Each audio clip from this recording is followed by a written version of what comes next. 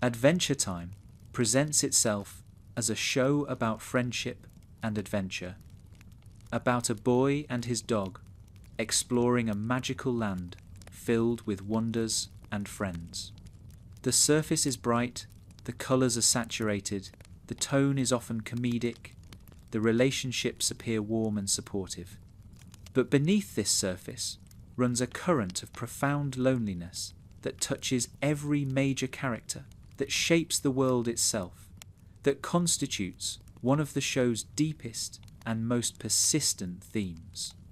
Ooo is a land of lonely beings, a post-apocalyptic paradise populated by creatures who cannot quite reach each other, who are separated by barriers of species and time and trauma and fundamental difference in how they experience existence. The loneliness is not incidental but structural, built into the very fabric of the world the show has created. This loneliness is easy to miss because the show rarely dwells on it explicitly, rarely pauses to have characters articulate the isolation they experience. Instead, the loneliness emerges through accumulation, through the slow recognition that every character we care about is fundamentally alone, in ways that their relationships cannot fully address. Finn is the last human. Marceline has outlived everyone she ever loved. Bubblegum creates subjects, but cannot create equals. Ice King forgot everyone who cared about him and cannot remember why he feels so empty. Beemo imagines friends to fill silences that would otherwise be unbearable. Even Jake, the most socially comfortable character in the show, processes his deepest experiences alone, deflects with humour rather than connecting through vulnerability. The pattern, once seen, cannot be unseen. The argument that follows will trace this loneliness through the show's major characters, examining how each experiences isolation, what barriers separate them from genuine connection, what strategies they use to cope with solitude that seems built into their existence. This is not an argument that the show is secretly sad, that its warmth is false, that its depictions of friendship are lies. The friendships are real, the warmth is genuine, but they coexist with loneliness that they cannot fully remedy, connection that remains partial no matter how sincere, relationships that help but do not heal. Adventure Time is honest about this in ways that most shows are not, depicts the persistence of loneliness even among those who love each other, acknowledges that some forms of isolation cannot be fixed by finding friends or falling in love. The source of Oo's pervasive loneliness is ultimately the Mushroom War, the nuclear apocalypse that destroyed human civilization and created the magical mutant world where the show takes place. Everything strange and wonderful about Ooh emerges from that catastrophe. Every magical creature and transformed landscape, a product of radiation and mutation, and the slow recovery from extinction-level trauma. The loneliness too emerges from this source. The beings of Ooh are lonely because they are survivors, because they emerged from destruction that killed almost everything, because their world is built on a graveyard they have learned not to see. The cheerful colours grow over bones. The magic is mutation given time to stabilize. The loneliness is the inheritance of apocalypse, passed down to beings who may not consciously remember what was lost, but who carry its absence in how they relate to each other and themselves. The structure of this analysis will move from character to character, examining their specific forms of loneliness before stepping back to consider what the pattern means as a whole. We will begin with Finn, the last human, whose loneliness is perhaps the most obvious, but also the most complex. We will proceed through Marceline, Bubblegum, Ice King, Beemo, Jake, and others, tracing how each experiences isolation that their surface presentation might obscure. We will conclude by considering what the show's pervasive loneliness means, what it says about connection and its limits, what wisdom it offers about learning to live with isolation that cannot be cured but might be borne. The show's willingness to sit with loneliness rather than resolve it distinguishes it from most children's entertainment and much adult entertainment as well. The typical narrative arc for lonely characters involves finding connection, building relationships, overcoming isolation through the power of friendship or love. Adventure Time provides these elements, but refuses to let them serve as complete solutions. Characters find friends and remain lonely. Characters fall in love and remain isolated. The connections are real and valuable and insufficient. Help without healing, comfort without cure. This honesty about the limits of connection is one of the show's most mature features, one that speaks to viewers who have discovered through their own experience that loneliness does not necessarily end when you are no longer alone. The post-apocalyptic setting provides the foundation for this pervasive loneliness by establishing loss as the baseline condition of existence in U. Everything beautiful in this world grows from destruction. Every magical creature is a descendant of catastrophe. The bright colours and wondrous beings exist because something terrible happened, because the world ended and something new grew in its place. The beings of Ua are not conscious of this history in the way viewers are, may not understand that their existence is rooted in extinction, but they carry it nonetheless. Inherit loneliness from a trauma they cannot remember, but that shaped the conditions of their existence.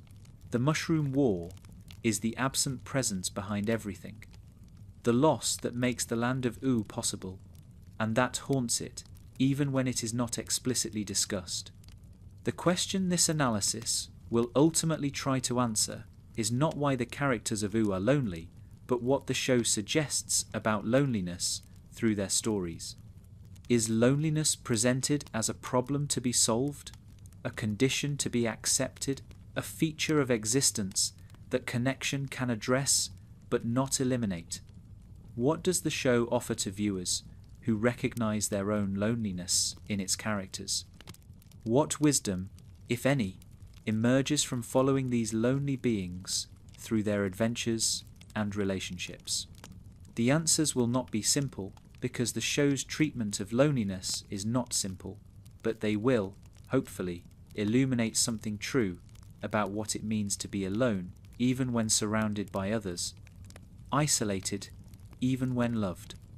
The very structure of the show, its episodic nature, its focus on individual adventures rather than continuous narrative, might itself reflect something about loneliness and connection.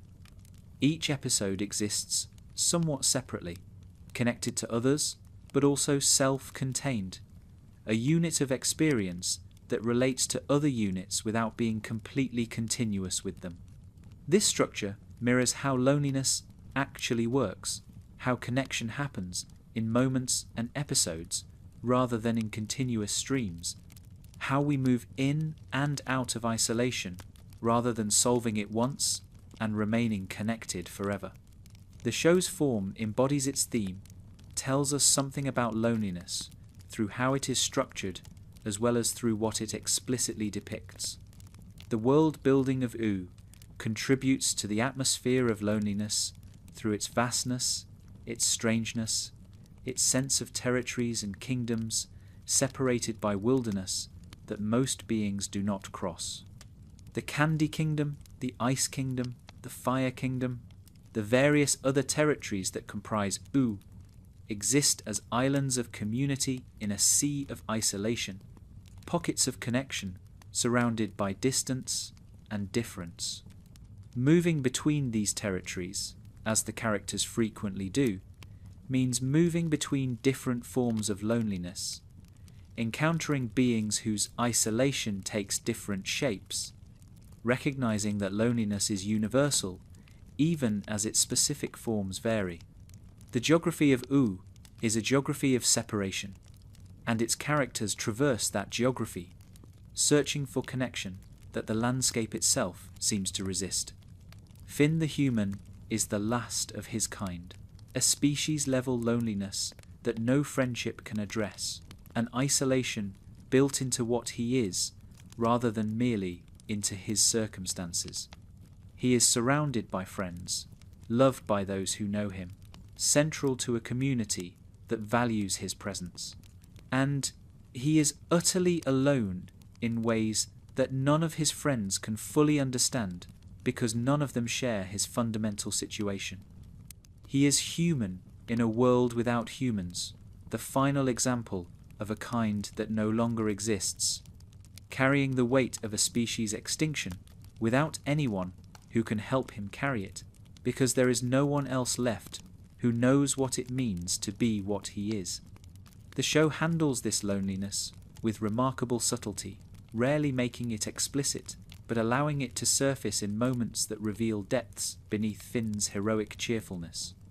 His obsessive interest in other humans, the desperate hope whenever he hears rumours of human survival, the profound disappointment when each lead proves false or worse, all speak to a loneliness he may not fully articulate, but clearly feels. He wants there to be other humans, not because he needs their help or their companionship in any practical sense, but because their existence would mean he is not alone in the way he currently is, would mean that what he is has a future rather than merely a past, would mean that his species has not ended with him. The discovery of his father Martin represents the cruelest form of this loneliness. Finn learned that he was not the last human after all, that his father survived, that connection to his own kind was possible. And then he discovered that his father did not care, that the other human he had found wanted nothing to do with him, that species connection meant nothing in the face of Martin's fundamental indifference. This was not the loneliness of being the last, but something worse. The loneliness of being unwanted by the one other member of your kind you have found. The isolation shifted from the impersonal tragedy of extinction to the personal tragedy of rejection, and Finn lost his arm reaching for a father who felt nothing about leaving him behind. The humans Finn eventually finds, the island community revealed late in the series, provide some relief but also complicate his loneliness in new ways. He is not the last human. Others survived. But they are strangers to him, people he does not know, a community he was not raised in and does not fully belong to. He can visit but cannot stay, can know they exist but cannot integrate into their world. The loneliness of being the only human becomes the loneliness of being caught between worlds, belonging fully to neither the human community nor the community of Ooh that raised him. He has found his kind, and found that finding them does not solve the problem, that the loneliness was never simply about numbers. Jake cannot understand this loneliness, because Jake is not the last of his kind. The other characters cannot understand it because they have never experienced what it means to be the final example of what you are. Finn's friends love him, support him, adventure with him, and cannot reach the part of him that grieves for a species that ended before he was old enough to understand what species meant.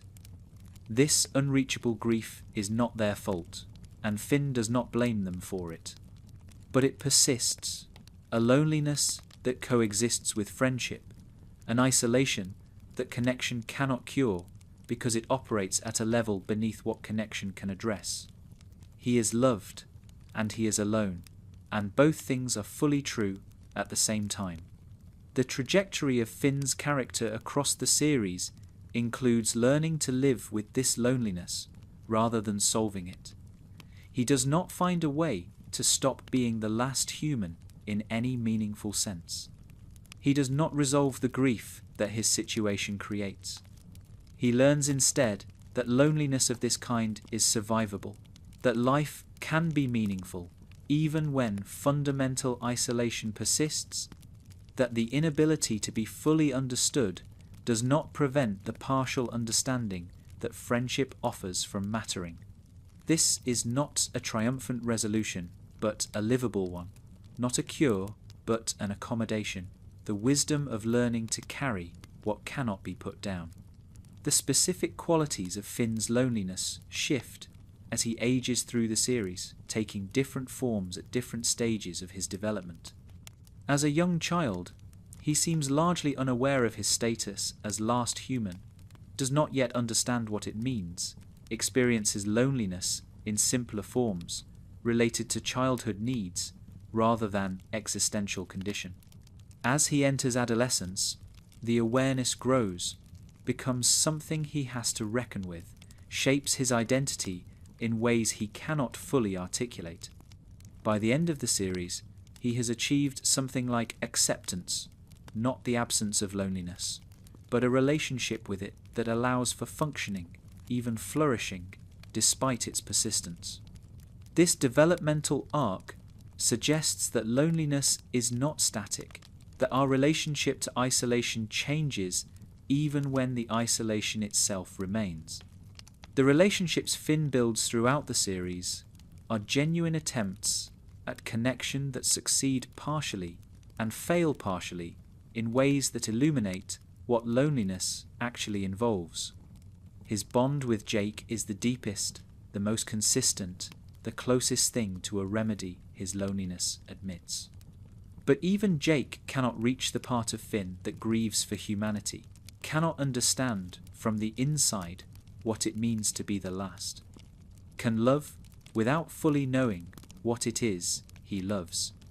His romantic relationships, from his early crush on Bubblegum through his relationship with Flame Princess and beyond, are similarly partial connections that matter but that leave something untouched, relationships that help but do not heal. Each connection reveals both what connection can provide and what remains beyond its reach. The heroism that defines Finn's character might itself be understood as a response to loneliness, a way of creating meaning and connection in a world where both are difficult to come by. By being the hero, by helping others, by throwing himself into adventure after adventure, Finn builds relationships based on shared experience, creates bonds through what he does for others, establishes himself as someone who belongs in Oo, even if Oo is not his original home. His heroism is not merely altruism, but survival strategy, a way of mattering to others that partially compensates for the inability to matter to others of his own kind. The hero role gives him a place in a world where he would otherwise be entirely out of place. The question of whether Finn's loneliness will ever be fully resolved is left open by the series, and this openness is itself meaningful. He has found other humans, has discovered that he is not literally the last, but he has not found a way to belong to them any more than he fully belongs to Oo. His loneliness has evolved rather than disappeared, has taken new forms rather than resolving into connection. The show suggests that this evolution is itself a kind of progress, that learning to live with loneliness in new ways is better than remaining stuck in old patterns, that the work is ongoing rather than ever truly complete. Finn at the end of the series is still lonely, but he is lonely differently than he was at the beginning. And this difference represents growth, even if it does not represent cure. The contrast between Finn's loneliness and his cheerful demeanour is one of the show's most affecting tensions. He presents as happy, enthusiastic, eager for adventure, engaged with life in ways that seem incompatible with deep isolation. But this presentation is surface, or perhaps defence, a way of functioning despite loneliness, rather than evidence that loneliness is absent. Many lonely people present as cheerful because cheerfulness is expected, because revealing loneliness invites pity or discomfort, because maintaining a bright exterior is easier than explaining the darkness beneath. Finn's heroic cheerfulness is real, but not the whole truth, a genuine part of who he is that coexists with isolation. It cannot eliminate. Marceline the Vampire Queen has lived for over 1,000 years, outliving everyone she ever loved, watching the world transform around her while she remained unchanged. Her immortality is not a gift, but a sentence, not freedom, but a cage made of time itself. She cannot age, cannot change in the ways that mortals change, cannot participate in the natural rhythm of life that gives mortal existence its shape. She is frozen while everything around her flows, permanent while everything she cares about proves temporary, alone in time in ways that no mortal can fully comprehend.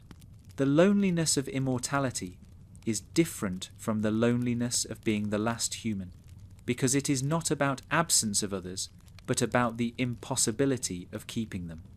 Marceline can form relationships, can love deeply, can connect with others in genuine and meaningful ways. But everyone she loves will die while she continues. Every connection she forms will end while she persists.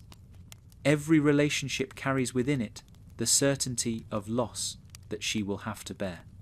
This foreknowledge of loss shapes how she relates, creates barriers she may not consciously choose, but that protect her from pain by limiting how deeply she lets herself connect. Her detachment is not coldness, but self-defense, not indifference, but armor against grief that would otherwise be endless. The history we learn of Marceline's life traces a pattern of loss so extensive that survival itself becomes remarkable. She lost her mother to the aftermath of the Mushroom War. She lost Simon to the Crown's corruption, watched her father figure slowly forget who she was and who he was. She was abandoned by her demon father Hunson Abadir, left alone by the one parent who survived, because his nature made genuine connection impossible. Everyone she has loved since then has died, grown old while she remained young, left her through the only exit that mortality provides while she remained locked in immortal continuation. 1,000 years of this would break most beings. Marceline has survived, but the survival has cost her. Her music provides the clearest window into the loneliness she rarely discusses directly. The songs she writes speak of loss, of isolation, of feelings too large to express in ordinary conversation. Music becomes her way of processing what cannot be processed through relationship, her method for externalizing grief that has nowhere else to go, her one consistent companion across centuries when every other companion has proved temporary. She sings because she cannot stop feeling, because the feelings have to go somewhere, because 1,000 years of accumulated loss requires some form of expression, or it would destroy her entirely. The relationship with Bubblegum represents Marceline's deepest attempt at connection and also reveals the limits of what connection can provide. She loves Bubblegum genuinely, and Bubblegum loves her.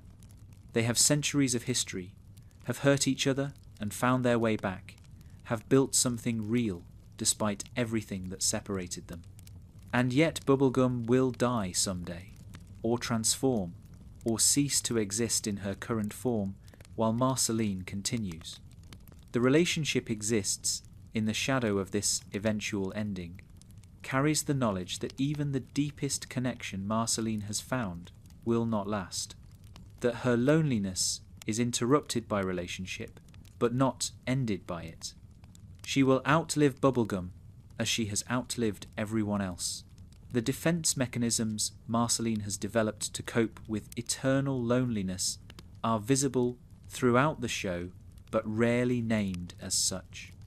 Her ironic distance, her reluctance to commit fully, her tendency to push people away before they can leave her, all make sense as strategies for surviving what she has survived. She protects herself from the full weight of connection because the full weight of connection means the full weight of loss, and she has already carried more loss than most beings experience in their entire existence. This self-protection is not failure to connect, but rational response to the impossibility of her situation, the reasonable adaptation of someone who has learned through repetition that loving fully means losing fully. The specific losses Marceline has experienced deserve enumeration because their accumulation is part of the point. Her mother died when she was young, leaving her with fragments of memory and a song that carries feelings she can barely articulate. Simon Petrikov, the man who saved her and raised her after the apocalypse, slowly lost his mind to the crown, forgot who she was, became a stranger wearing her father figure's face.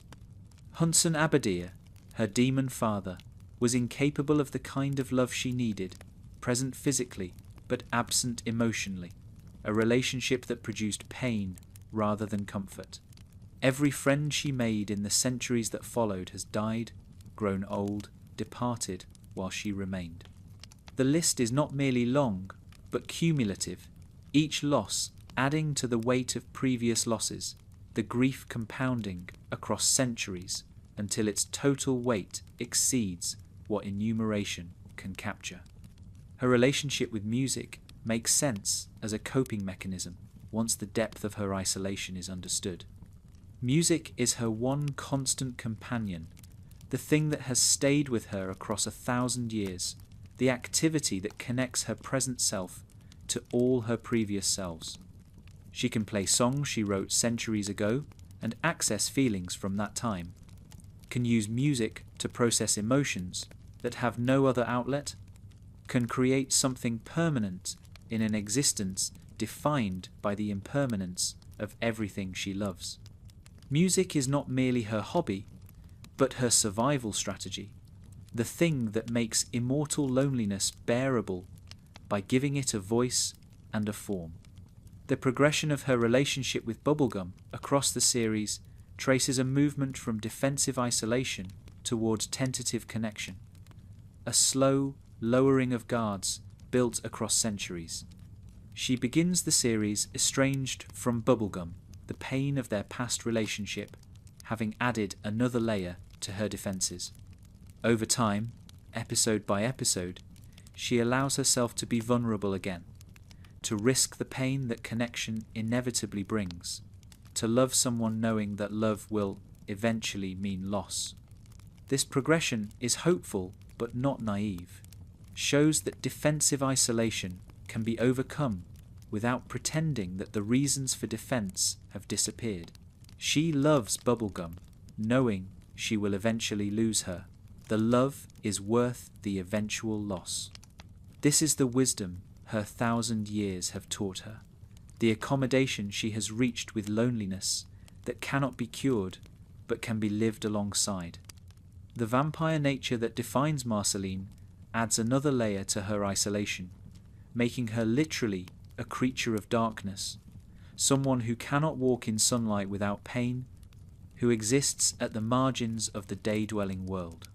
This marginal existence is not merely physical but social, positions her as outsider even among beings who are themselves unusual, marks her as different in ways that go beyond her immortality.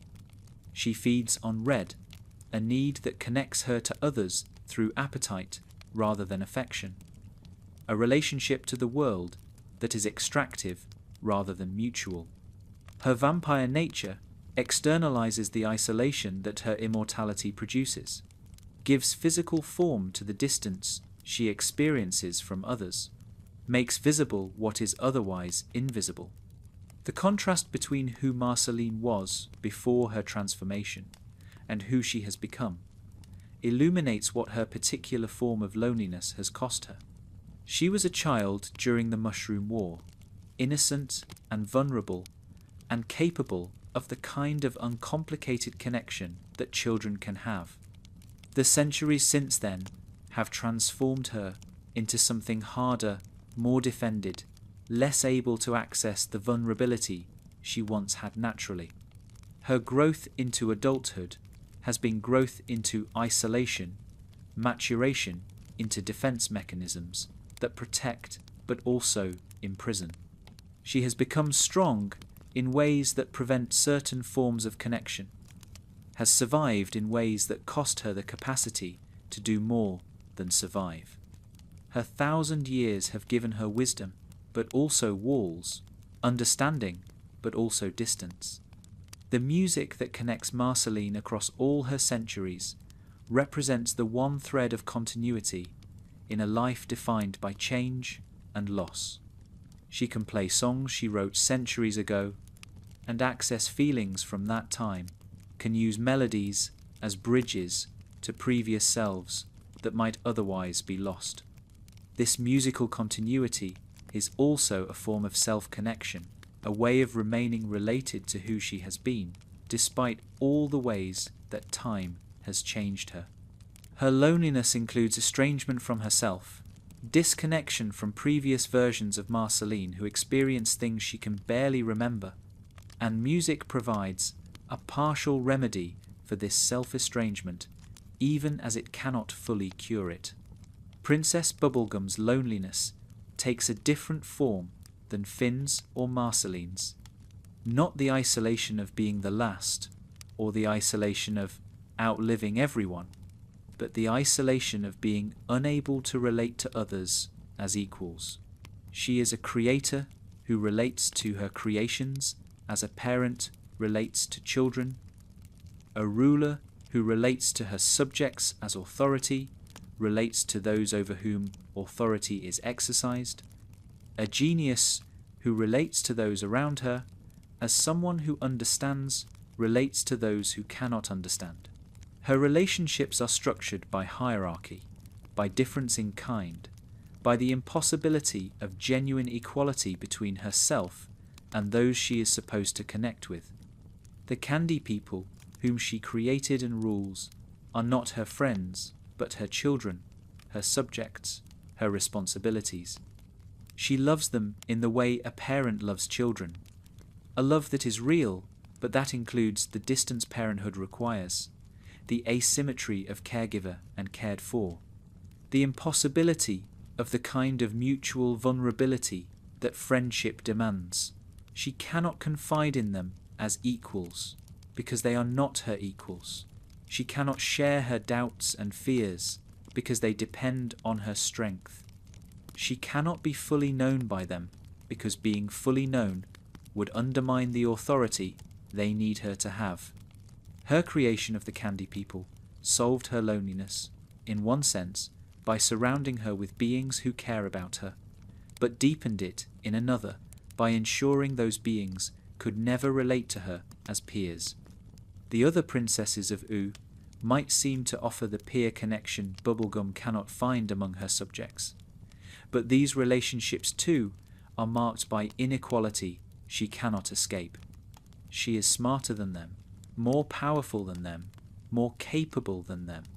Her scientific knowledge exceeds theirs. Her kingdom is more developed than theirs.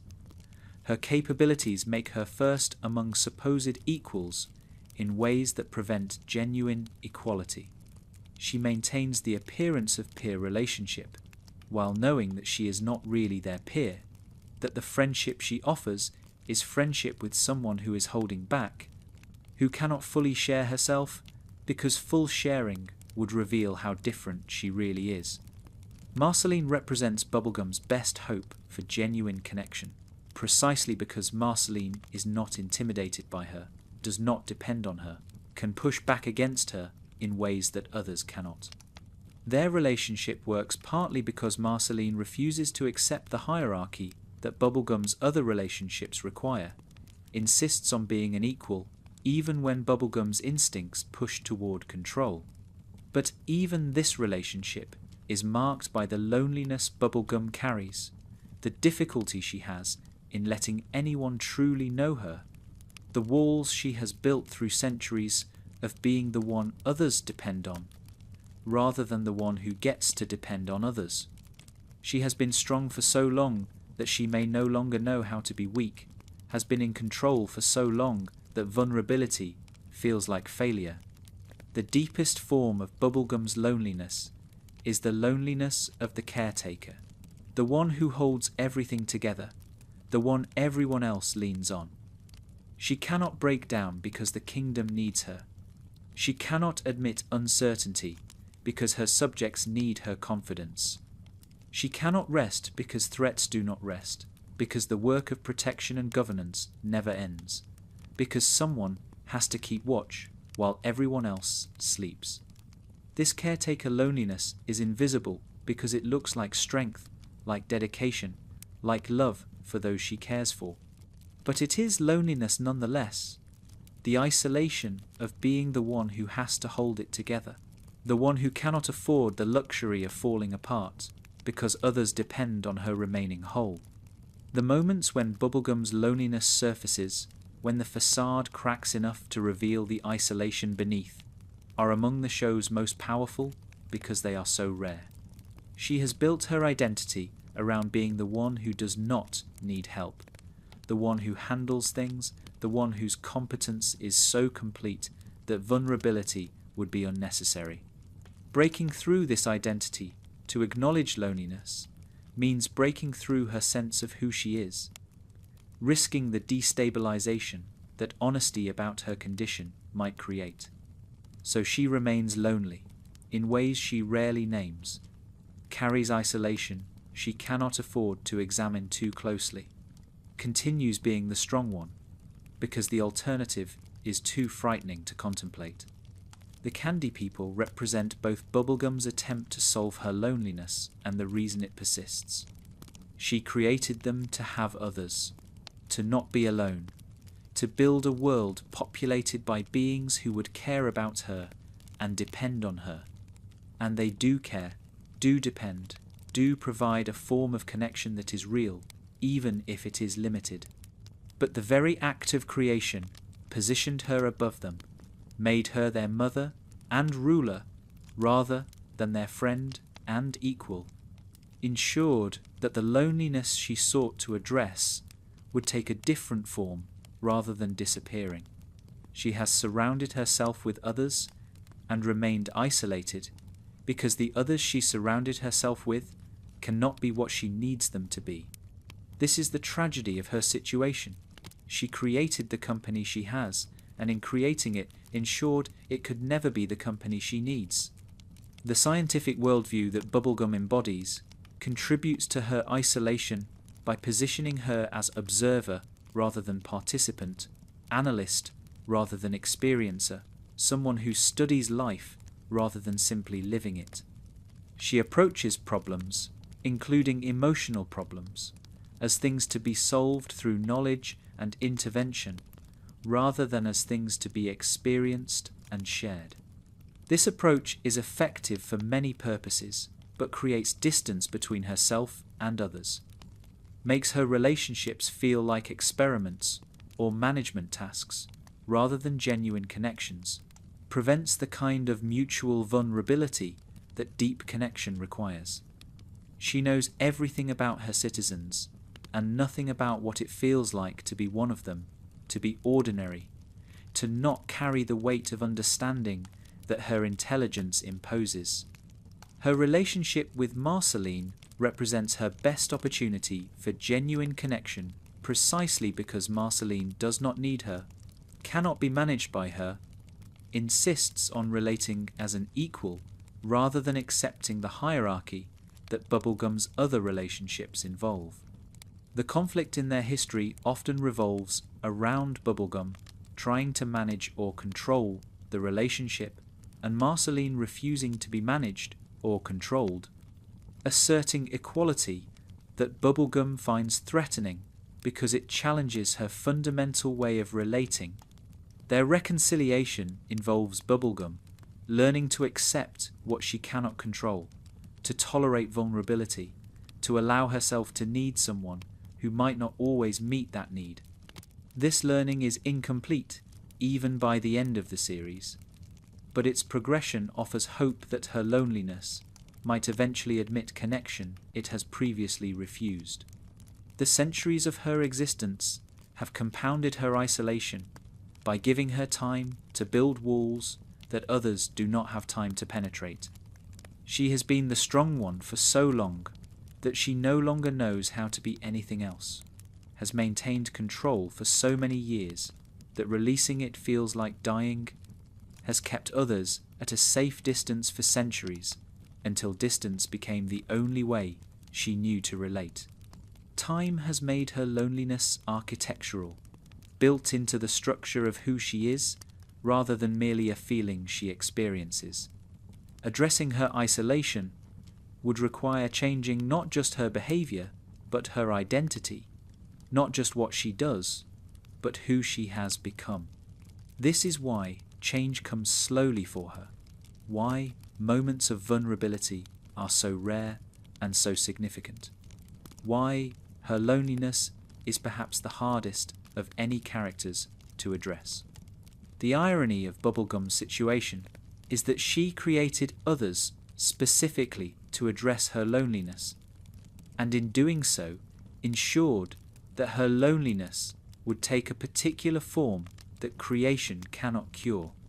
Had she remained alone, her loneliness would have been simpler, the straightforward isolation of having no one.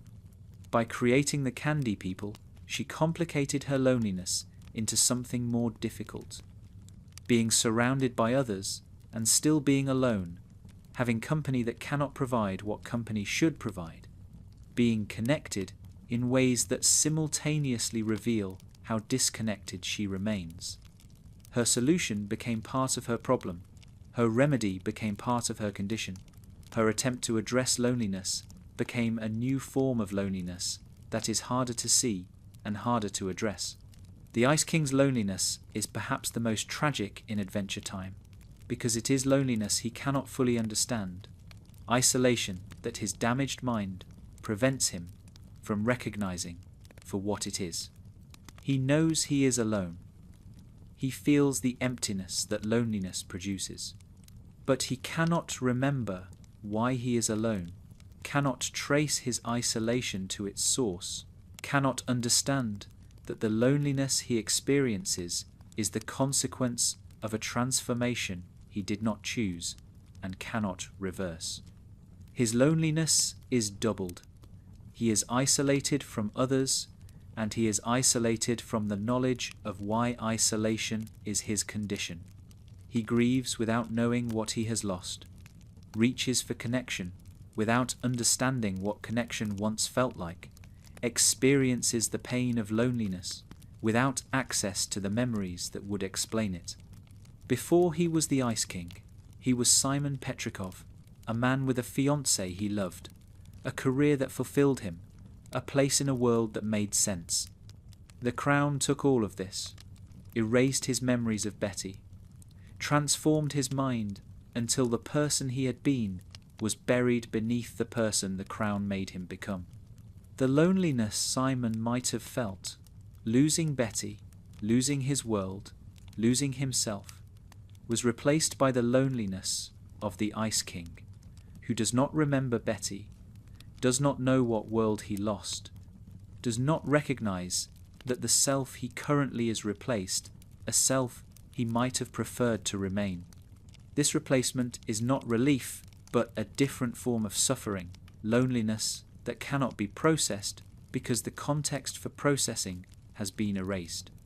The Ice King's pursuit of princesses, his desperate attempts to force connection through kidnapping and coercion, makes sense as the behavior of someone who feels profound loneliness but lacks the capacity to address it appropriately. He knows he wants companionship, knows he feels empty without it, knows that princesses represent something he desires, but he cannot remember that what he actually desires is Betty, cannot understand that his attraction to princesses is a distorted echo of a love the crown has suppressed, cannot recognize that his methods for pursuing connection are precisely the methods guaranteed to prevent it. His loneliness drives behavior that deepens his loneliness, creates a cycle he cannot escape because he cannot see clearly enough to understand what the cycle is. Gunther provides the Ice King with his primary relationship, a connection that is real but limited, companionship that addresses some of his loneliness while leaving most of it untouched. Gunther is present, responds to him, provides the sense of having someone nearby that complete isolation would deny. But Gunther cannot provide what the Ice King actually needs, someone who knows him, who understands his history, who can help him process the losses he cannot remember. Gunther is company without comprehension, presence without depth, relationship without the mutual understanding that relationship at its best involves. The Ice King is less alone with Gunther than he would be without Gunther, but he remains profoundly alone nonetheless. The moments when Simon surfaces, when the Ice King's damaged mind temporarily clears enough for the original person to emerge, are among the show's most heartbreaking because they reveal what has been lost. Simon remembers Betty, remembers what connection felt like, understands his loneliness in ways the Ice King cannot. These moments are also temporary, glimpses of clarity that fade back into confusion, connections to his true self that cannot be maintained. The loneliness of these moments is different from the Ice King's ordinary loneliness. It is the loneliness of someone who knows exactly what he has lost and knows he will lose the knowledge again as soon as the moment passes. Simon's loneliness is sharper, more aware, more painful, precisely because it includes awareness that the Ice King's loneliness lacks. The other character's relationship to the Ice King reflects his isolation in how they treat him. For most of the series, he is an annoyance, a problem to be managed, a villain whose schemes must be thwarted. They do not see the loneliness beneath his behavior, do not recognize the tragedy that his condition represents, do not offer the connection that might address his isolation, because they do not understand that isolation is what drives him. This misrecognition is not their fault.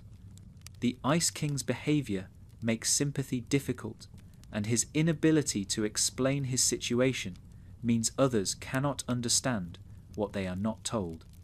But the result is that his loneliness is compounded by the responses it generates.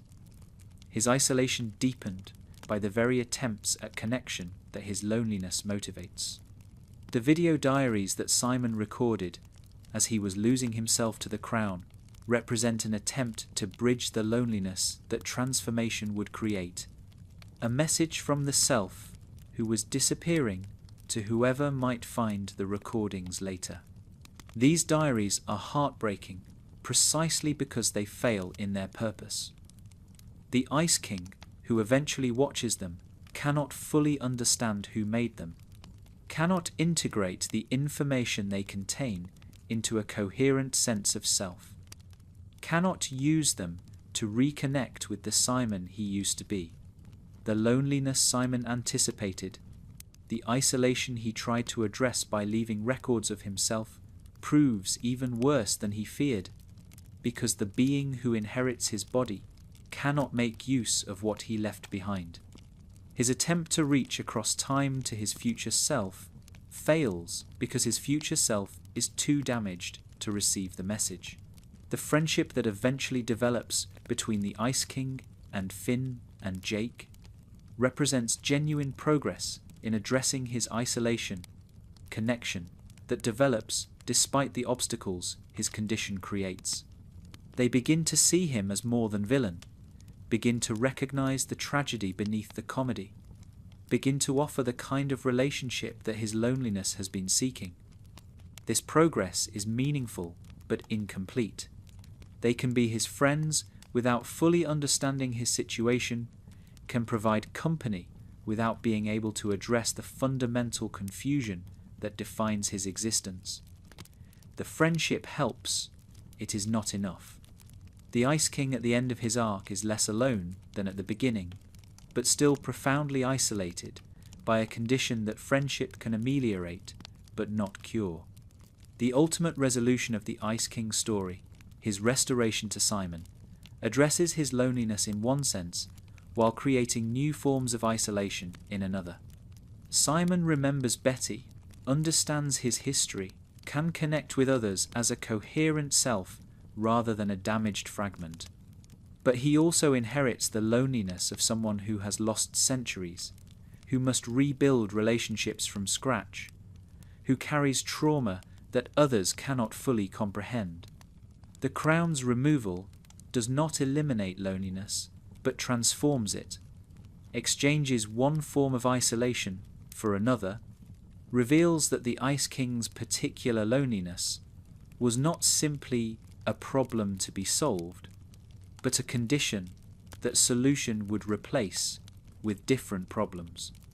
Simon's loneliness after restoration is different from the Ice King's loneliness during possession, but it is loneliness nonetheless. The relationship between the Ice King and Marceline represents one of the few genuine connections he maintains throughout his transformed existence, though even this connection is marked by asymmetry and loss.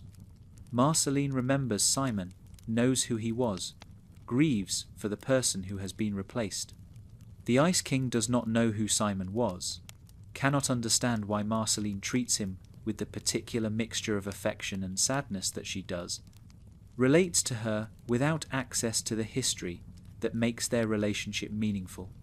They are connected by history that only one of them can remember, bonded by a past that exists for Marceline, but not for the Ice King. This asymmetric remembering is itself a form of loneliness, isolation within relationship, connection that cannot fully connect because the basis for connection is unavailable to one party. Bimo is the character whose loneliness is easiest to miss because Bimo presents as constantly cheerful, endlessly creative, apparently content with existence in ways that seem to preclude deep isolation. But attention to Bimo's behavior reveals loneliness that their cheerful exterior conceals, isolation addressed through imaginative strategies that work well enough to function, but that cannot eliminate the underlying condition. Bimo talks to themselves, invents imaginary scenarios, creates elaborate games and narratives that populate their world with companions who exist only in their imagination. These behaviors are charming, are part of what makes Bimo beloved, and are also coping mechanisms for loneliness that runs deeper than surface presentation suggests. The nature of Bimo's existence contributes to isolation that no amount of friendship can fully address. Bimo is a robot, a gaming console given consciousness, a being whose fundamental nature differs from everyone around them. They do not eat, do not sleep in the way biological beings sleep, do not experience the world through a body that shares features with other bodies. This difference is not merely physical, but experiential, shapes how Bimo relates to existence in ways that others cannot fully understand, because others do not share their particular form of being. Bimo is lonely in the way that any consciousness fundamentally different from those around it is lonely, isolated by the very nature of what they are, rather than merely by circumstances that might be changed. The imaginative life Bimo cultivates, the games and stories and fantasies that fill their time, serves as remedy for loneliness that cannot be cured through external connection.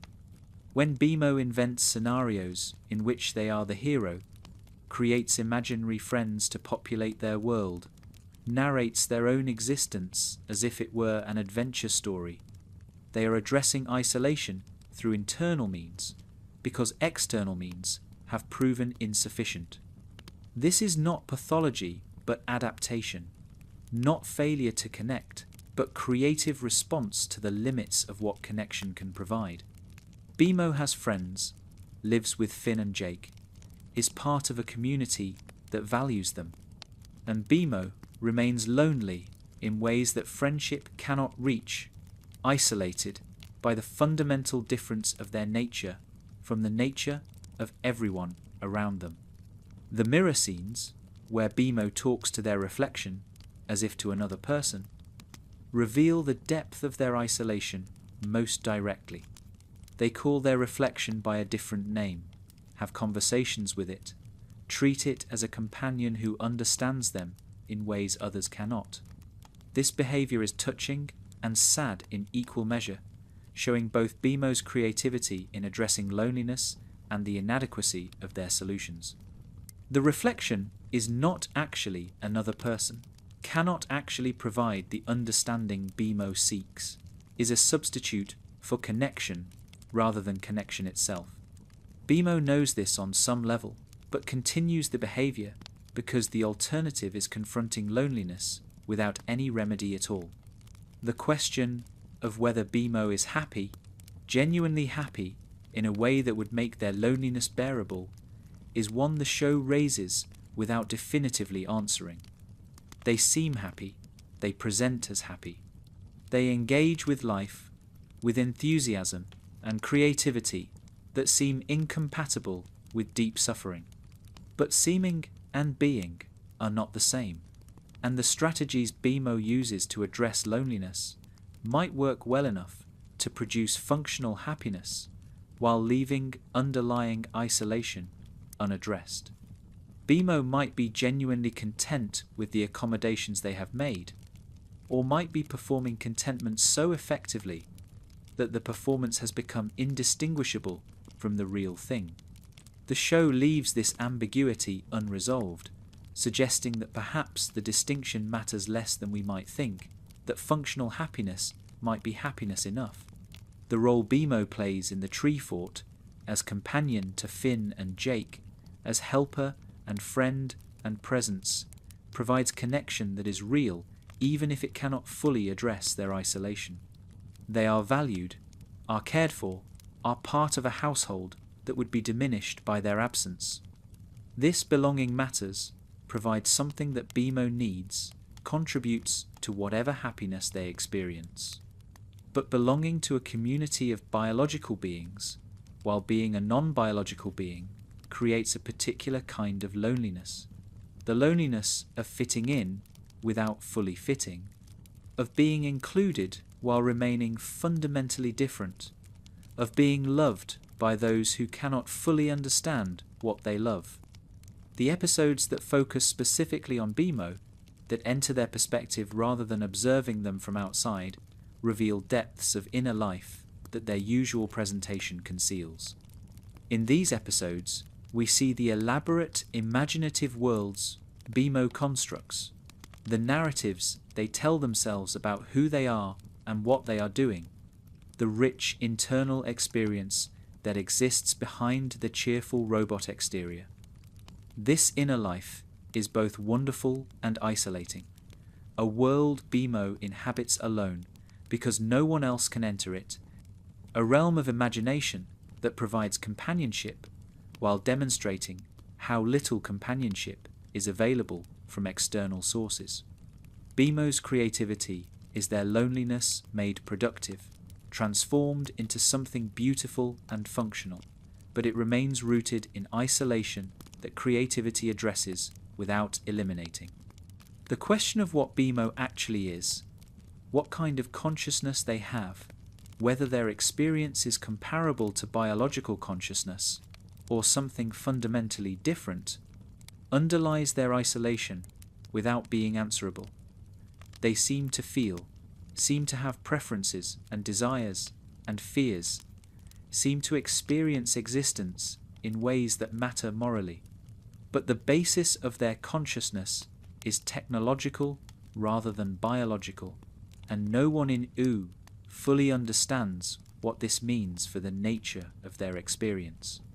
This uncertainty about what Bimo fundamentally is creates a kind of existential loneliness, beyond the social loneliness of not fitting in.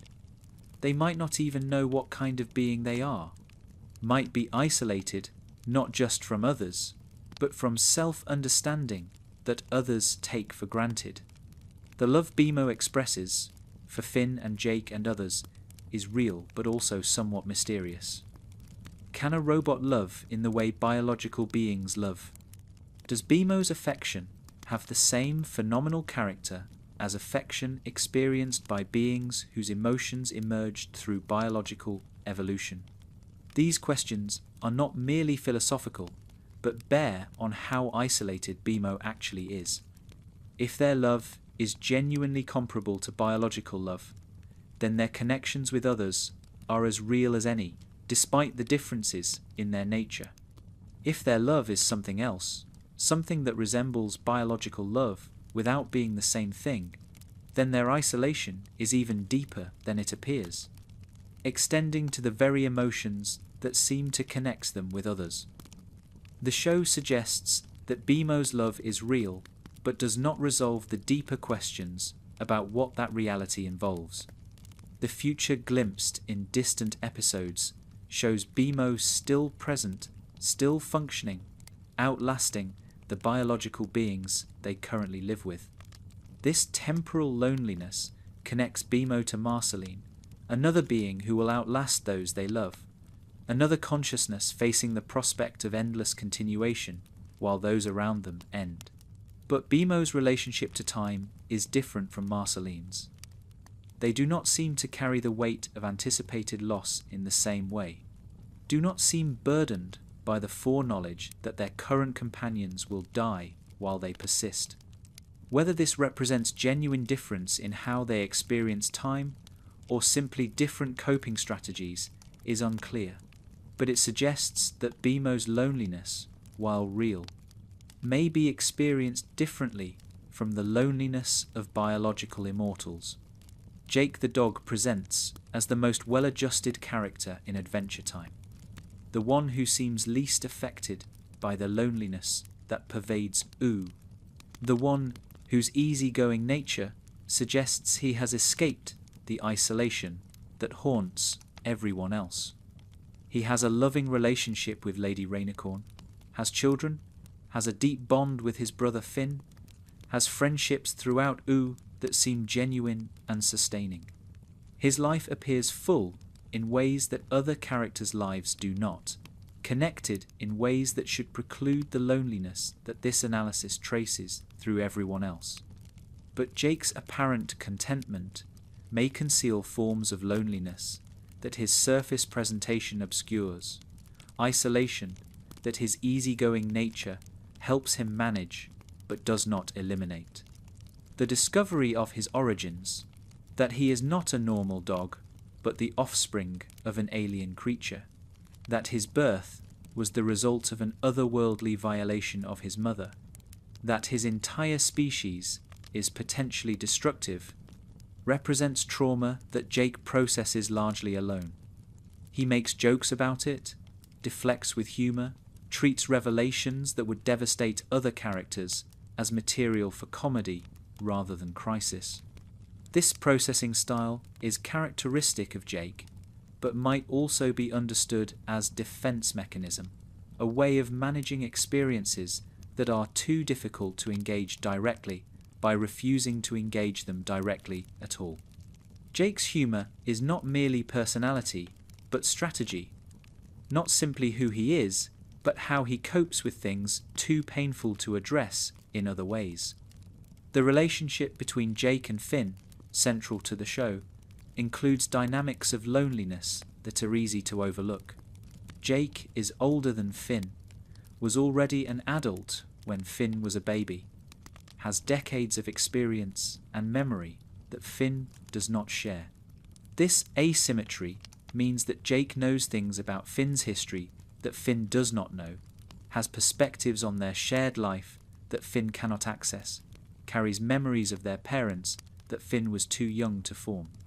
Jake has watched Finn's entire life, while Finn has only partial access to Jake's. This asymmetry creates a form of isolation within their bond, a sense in which Jake is alone even in his closest relationship, because his closest relationship is with someone who cannot fully know him. The difference in how they process experience compounds this asymmetry. Finn processes outwardly through action and adventure and heroic engagement with problems. Jake processes inwardly through reflection and digestion and the gradual integration of experience into his sense of self. These different processing styles mean they cannot fully share how they experience the world, cannot communicate everything that matters, cannot reach each other completely even when they are trying. They are brothers, love each other deeply, have one of the most significant relationships in the show, and they remain somewhat alone even together, isolated by differences in nature and experience that their bond cannot entirely bridge. Jake's relationship with Lady Rainicorn provides connection of a different kind, romantic and domestic, the creation of a family that extends his social world beyond Finn. This relationship seems healthy, seems to contribute to Jake's well-being, seems to represent the kind of connection that addresses loneliness effectively. But the show also suggests that Jake maintains distance even in this relationship, uses his easygoing nature to avoid depths that might be uncomfortable, relates to Lady Rainicorn without necessarily revealing everything about his inner life. His contentment might be genuine, or might be performance, might represent real fulfillment, or might be the appearance of fulfillment maintained by someone who has learned to seem okay regardless of how he actually feels. The children Jake has with Lady Rainicorn represent another dimension of his experience that includes isolation. They grow rapidly, live lives that quickly become separate from his, become adults while he remains the same. The temporal distortion of their development means he cannot have the kind of ongoing relationship that ordinary parents have with their children, cannot grow alongside them, cannot build the slow accumulation of shared experience that parenting typically involves. He is their father and is also somewhat estranged from them, connected by biology, but separated by the rapid divergence of their lives from his. His family grows away from him almost as soon as it is created. The possibility that Jake's easygoing nature is itself a response to loneliness he cannot or will not directly address deserves consideration. His refusal to dwell on difficult experiences, his deflection through humour, his apparent immunity to existential concerns that trouble other characters might be understood not as absence of these concerns, but as a strategy for managing them. By not engaging directly with the isolation that his alien heritage or his asymmetric relationship with Finn or his temporal estrangement from his children might create, he avoids the pain that direct engagement would involve. This avoidance is not necessarily unhealthy and might be genuinely functional for Jake, but it does not mean the underlying loneliness is absent, only that it is managed through means other than acknowledgement. The contrast between Jake and Finn illuminates something about loneliness and how different characters relate to it. Finn's loneliness is often explicit, addressed in the narrative, given space for expression and processing. Jake's loneliness, if it exists in the form this analysis suggests, remains implicit, processed internally rather than shared, managed through personality rather than through narrative engagement. This difference might reflect genuine differences in their experiences, Jake simply being less lonely than Finn. Or it might reflect differences in how they cope, Jake's strategy being to not examine too closely what Finn's strategy is to confront directly. The show allows both interpretations without privileging either. The death of his parents, which Jake experienced as an adult with full understanding of what was happening, represents loss that he has processed largely alone. He and Finn share this loss, but they experience it differently. Jake knew their parents as an adult, had mature relationships with them, understood what was happening when they died. Finn was too young to form clear memories, experiences their absence without remembering their presence, lost something he never fully had. This difference in their relationship to the same loss creates a form of loneliness within their shared grief, an isolation that comes from experiencing the same event so differently that sharing it becomes complicated. Jake grieves something Finn cannot fully remember, carries loss that his brother cannot fully understand. The question of whether Jake is genuinely well-adjusted or simply skilled at appearing so remains open throughout the series. His contentment seems real. His relationships seem fulfilling. His approach to life seems to produce the results he wants. But the show occasionally hints at depths beneath the surface, at processing that happens where others cannot see, at loneliness managed so effectively that it becomes invisible. Whether this invisibility represents absence of loneliness or successful concealment of it is left for viewers to decide. Jake might be the one character in OO who has actually escaped the pervasive loneliness this analysis traces. Or he might be the one who hides it most effectively. The stretchy powers that define Jake physically might serve as metaphor for his approach to loneliness. He can extend himself, reach across distances, make connections that his normal form would not allow. But stretching has limits, eventually snaps back, cannot be maintained indefinitely. His ability to reach others is real but bounded, genuine but finite, effective within limits that cannot be exceeded. This metaphorical reading suggests that Jake's connection to others is similarly stretched, reaching toward intimacy without quite achieving it, bridging distances without fully closing them. He is the most connected character in the show, and still, perhaps, fundamentally alone in ways his stretching cannot address. Lumpy Space Princess provides an example of loneliness that is more visible, more explicitly addressed, more obviously the source of behaviors that the show depicts. She is dramatic about her isolation, vocal about feeling unappreciated and unloved, constantly seeking attention and validation that she cannot seem to obtain. Her loneliness is not hidden beneath a cheerful exterior or managed through creative adaptation, but is rather performed, made into spectacle, used as the basis for complaints that others find exhausting. This performance might obscure how genuine her loneliness is, might make it easy to dismiss her suffering as drama, rather than recognizing the real isolation beneath the histrionics. The social rejection that characterizes Lumpy Space Princess's experience contributes to loneliness that her difficult personality makes worse, but does not entirely explain. She is consistently positioned as outsider, as too much, as someone whose presence others tolerate rather than enjoy. This positioning creates isolation that her responses to isolation compound.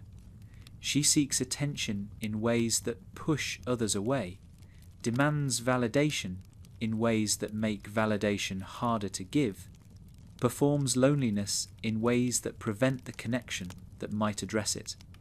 The cycle is visible and painful to watch, a being trapped in patterns that worsen the very problem they are attempting to solve.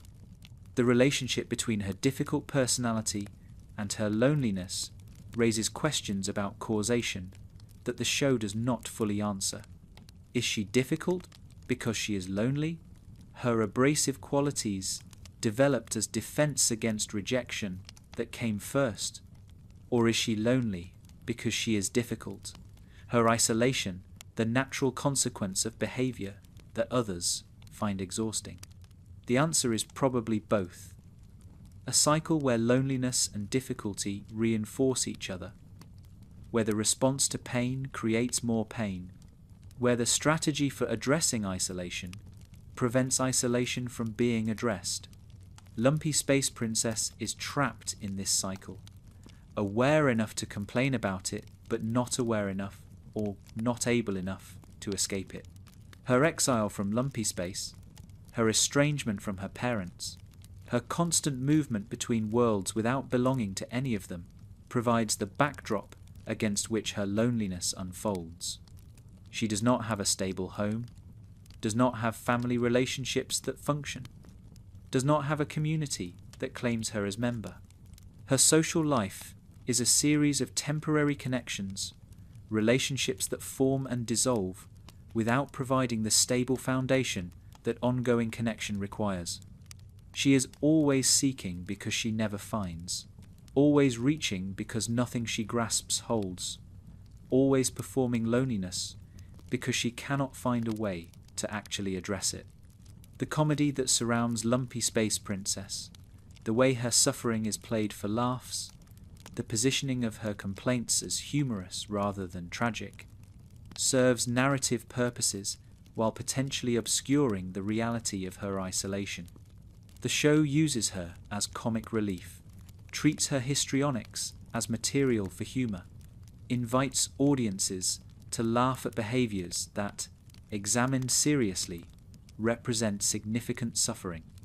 This comic framing is not wrong, the behaviours are genuinely funny, but it might prevent recognition of how real her loneliness is, how much she is actually struggling, how the comedy coexists with tragedy rather than replacing it.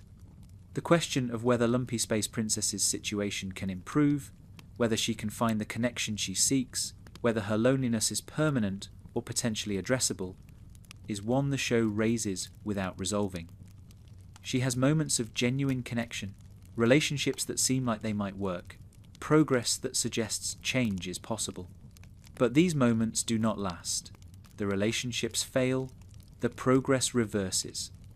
By the end of the series, she is still fundamentally where she began, lonely, seeking, performing her isolation without finding a way to end it. Her story suggests that some forms of loneliness might be genuinely intractable, that not all seeking finds, that the show's honesty about loneliness extends to honesty about the possibility that loneliness might not always be solvable. The way other characters respond to Lumpy Space Princess contributes to her isolation, even when they are trying to help. Her dramatic presentation of her suffering invites dismissal, makes it easy to treat her complaints as performance rather than genuine pain, creates distance between her experience as she reports it and her experience as others perceive it. This gap between self-presentation and others' perception is itself a form of loneliness, the isolation of not being seen accurately, of having your suffering discounted because the way you express it makes it easy to discount. Lumpy Space Princess is lonely, partly because she cannot communicate her loneliness in ways that others take seriously, trapped in patterns of expression that prevent the recognition she seeks. The romantic relationships she pursues throughout the series represent attempts to address loneliness through connection that consistently fail. She seeks partners with intensity that drives them away, demands validation in ways that make validation impossible, enters relationships hoping they will solve her fundamental isolation and finds that they cannot. Each failed romance adds to her evidence that connection is impossible for her, deepens the patterns that make connection difficult, compounds the loneliness she was trying to address. Her romantic life is a cycle of hope and disappointment that teaches her, incorrectly but understandably, that she is unlovable, that connection is not for her, that loneliness is her permanent condition.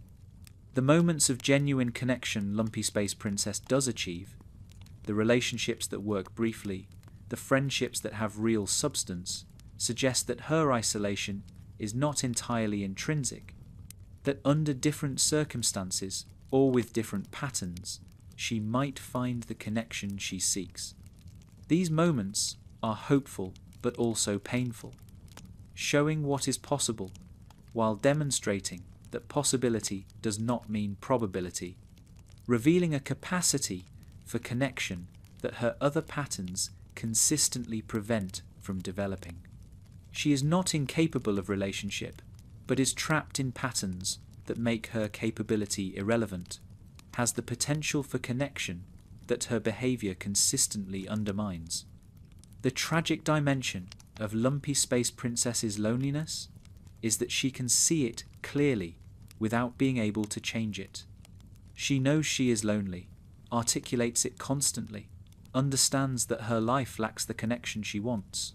This awareness does not translate into change, does not enable the modification of patterns that would address the problem, does not provide the insight that would allow her to behave differently.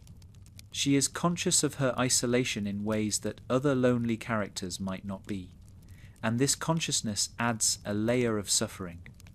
Not just the pain of loneliness, but the pain of watching yourself be lonely, understanding why, and being unable to do anything about it.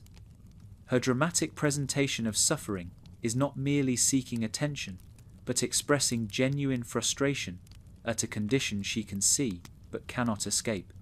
The contrast between Lumpy Space Princess and other lonely characters illuminates something about the varieties of loneliness the show depicts. Some characters, like Finn, are lonely because of circumstances largely outside their control. Some, like Marceline, are lonely because of conditions inherent to their nature.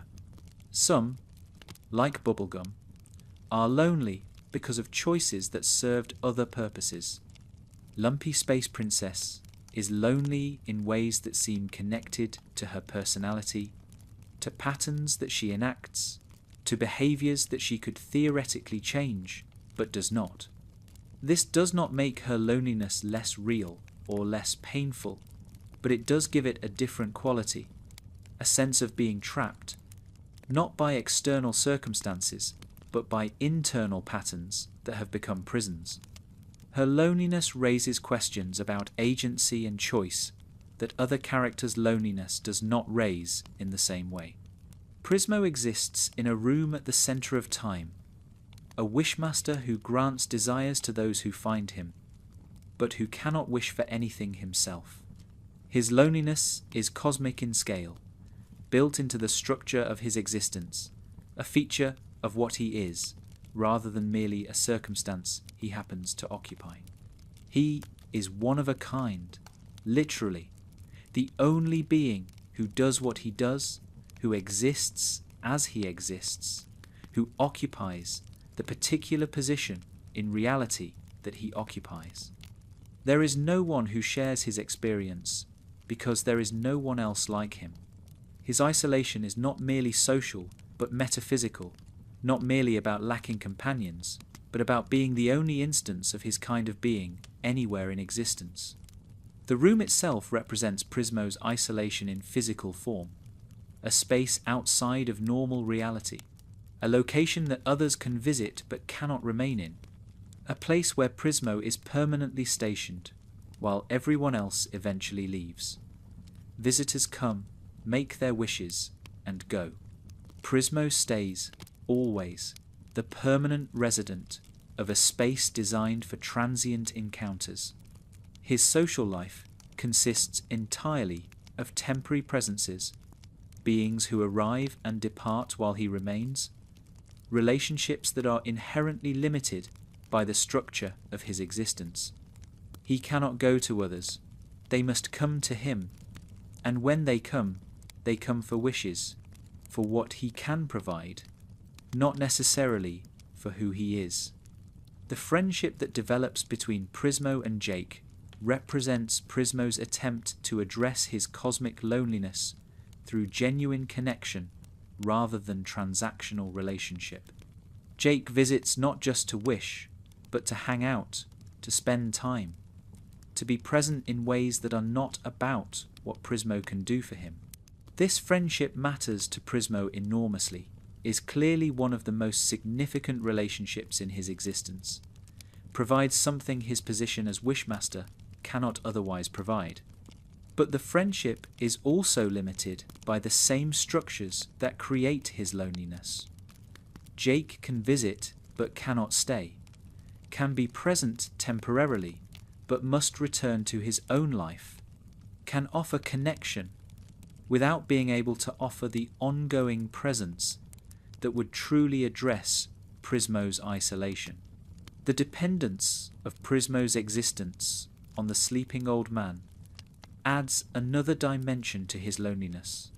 The knowledge that his being is contingent, that he exists only as long as someone else dreams him, that his continuation is not in his own hands.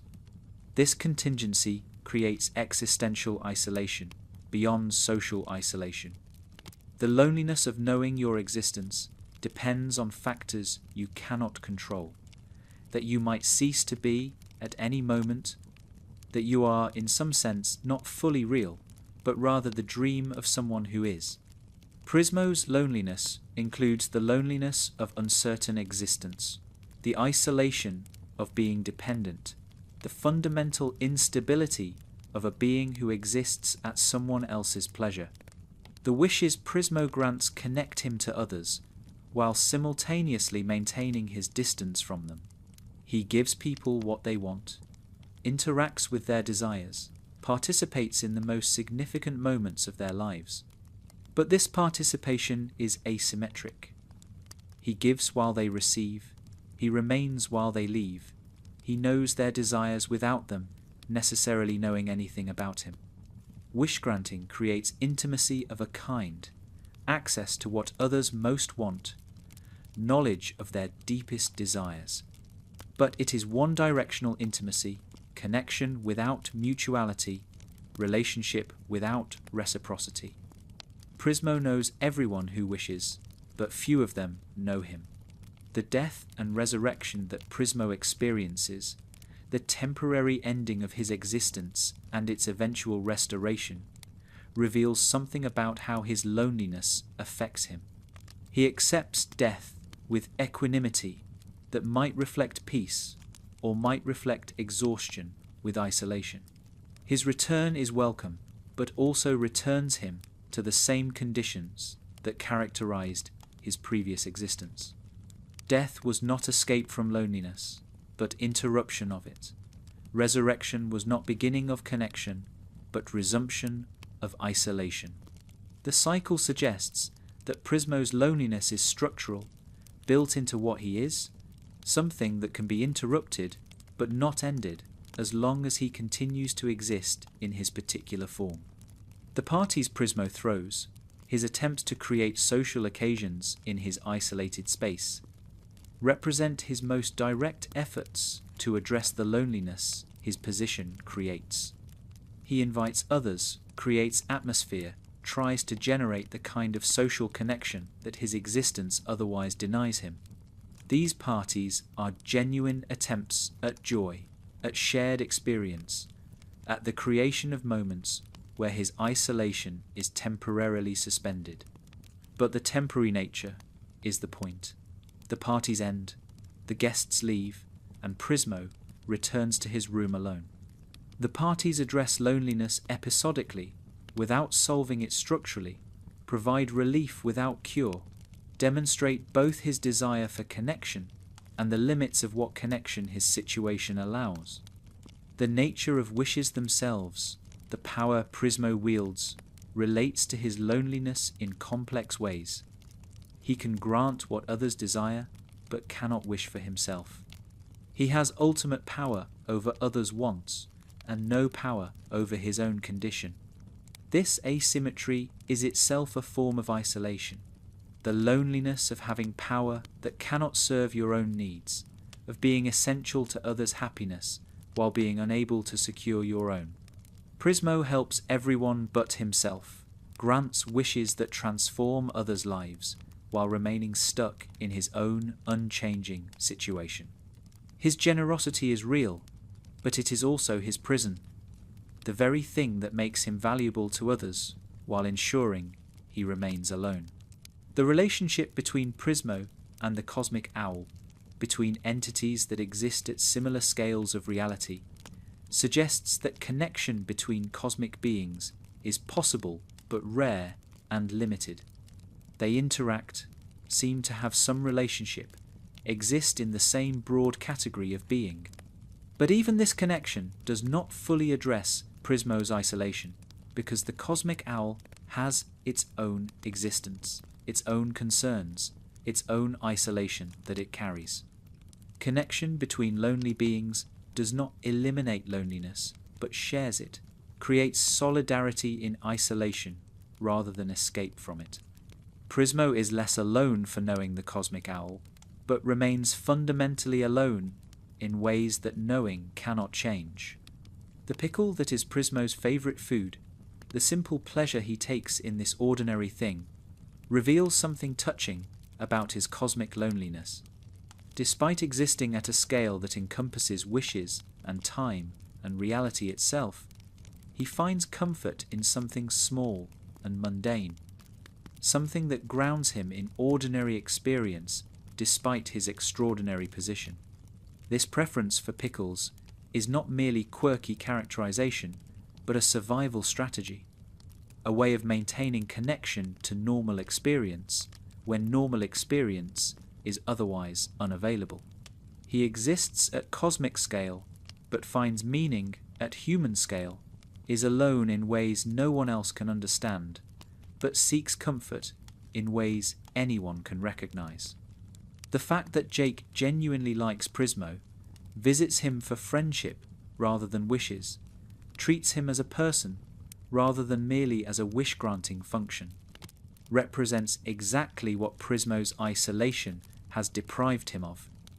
For most beings who encounter him, he is instrumental, valuable for what he can do rather than for who he is. Jake's friendship offers something different, relationship based on presence rather than function, connection that exists because Jake enjoys Prismo's company rather than because Jake needs something from him. This friendship cannot solve Prismo's cosmic loneliness, but it demonstrates that even cosmic beings can be appreciated as beings rather than merely as powers. The tragic irony of Prismo's situation is that he has the power to grant any wish except the wishes that would address his own condition. He could theoretically wish away his loneliness, wish for companions who understood him, wish for the ability to leave his room, but he cannot wish for himself, is bound by rules that prevent him from using his power for his own benefit. This restriction ensures his loneliness is permanent, makes his isolation structural rather than circumstantial, transforms what might otherwise be solvable into something that cannot be solved by the very power that defines him. The Lich represents a form of isolation so complete that it might not even count as loneliness in any meaningful sense. He is alone not because connection is difficult, but because connection is irrelevant to him. Not because others fail to understand him, but because understanding is not something he values or seeks. His isolation is absolute, chosen rather than suffered, a feature of his mission rather than a burden he carries. The Lich wants only the end of all life, and this singular desire makes relationship impossible, not as side effect, but as intended consequence. He is alone because alone is what extinction requires, because connection would compromise the purity of his purpose. The question of whether the Lich experiences loneliness at all, whether his isolation involves any subjective suffering, is one the show leaves ambiguous. He does not seem to suffer. He does not seem to want anything other than what he is pursuing. His isolation might be experienced as freedom rather than deprivation, as the absence of distractions rather than the absence of connection. But this apparent contentment with isolation might itself be a form of damage, might represent loss so profound that even the capacity to recognize it as loss has been destroyed. The lich might be lonely beyond the ability to feel loneliness, isolated so completely that isolation has become invisible to him. The contrast between the lich and other characters illuminates something about what loneliness actually requires. Loneliness implies desire for connection, awareness of its absence, suffering from the gap between what is and what is wanted. The other characters in this analysis are lonely because they want connection they cannot fully achieve. The lich may not be lonely because he does not want connection at all. His isolation is more complete than theirs, but perhaps less painful, more total, but perhaps less experienced.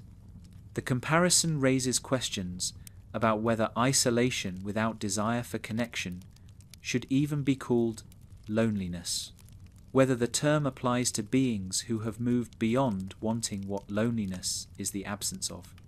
The origins of the lich, his emergence from the Mushroom War, connect him to the apocalyptic source of Oo's pervasive loneliness, while positioning him differently within it.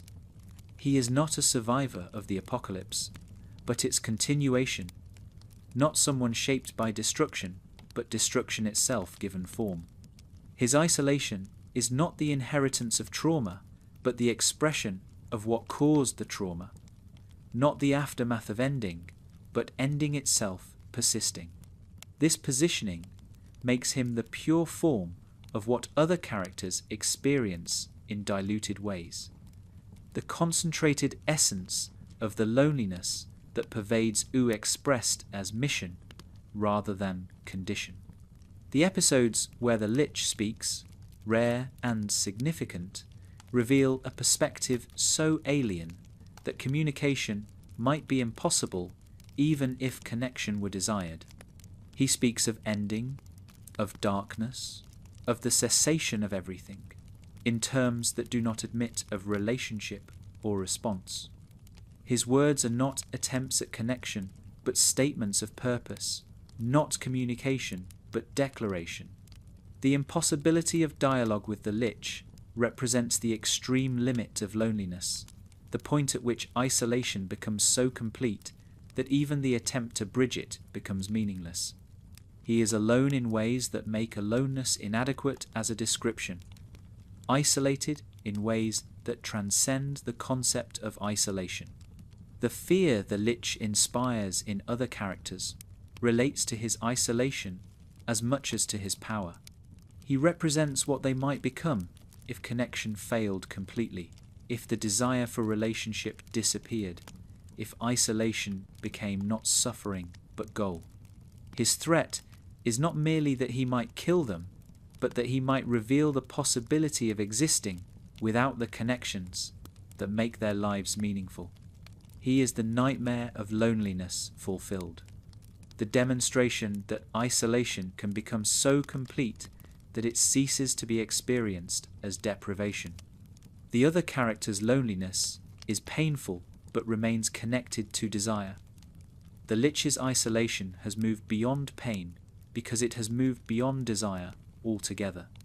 The various forms the lich takes throughout the series, the different bodies he inhabits, the transformations he undergoes, all maintain his essential isolation.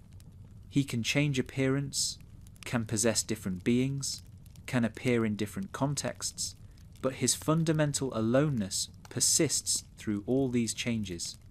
This persistence suggests that his isolation is not about his form, but about his essence, not about the body he inhabits, but about the purpose that defines him.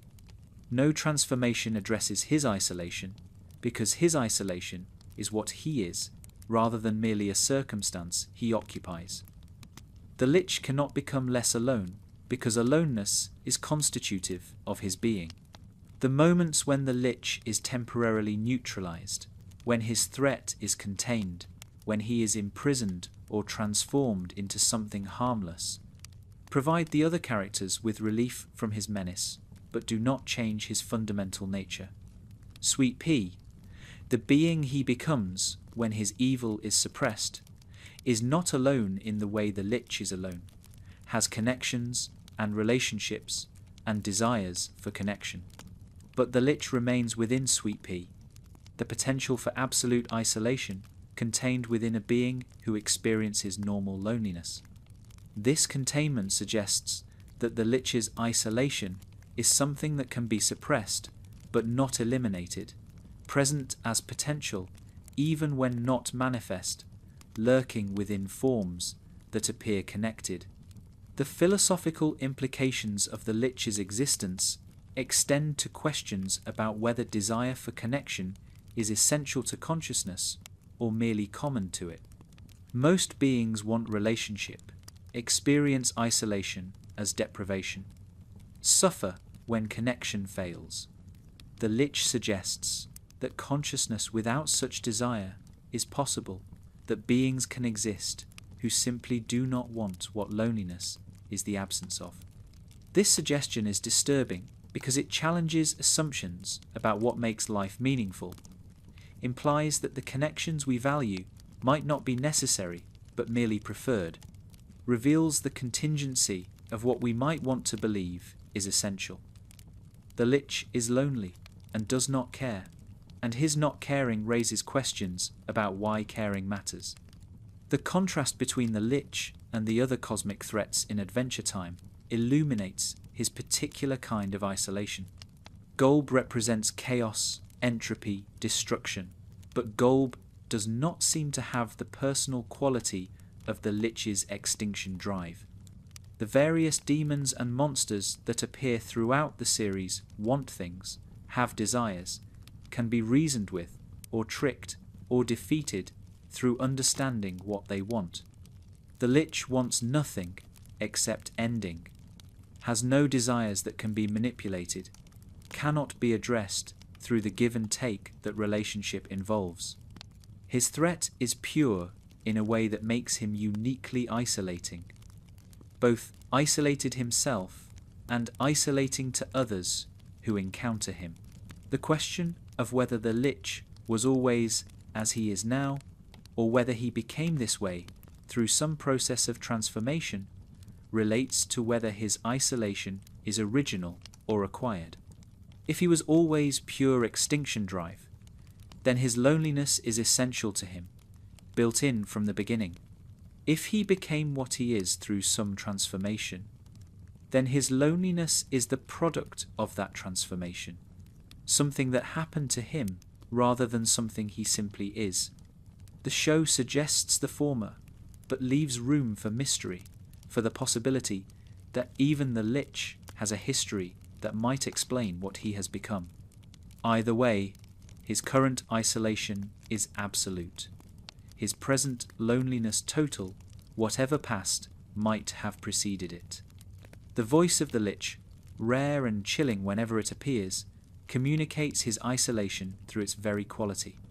He does not speak to communicate but to declare, does not use language to connect but to pronounce.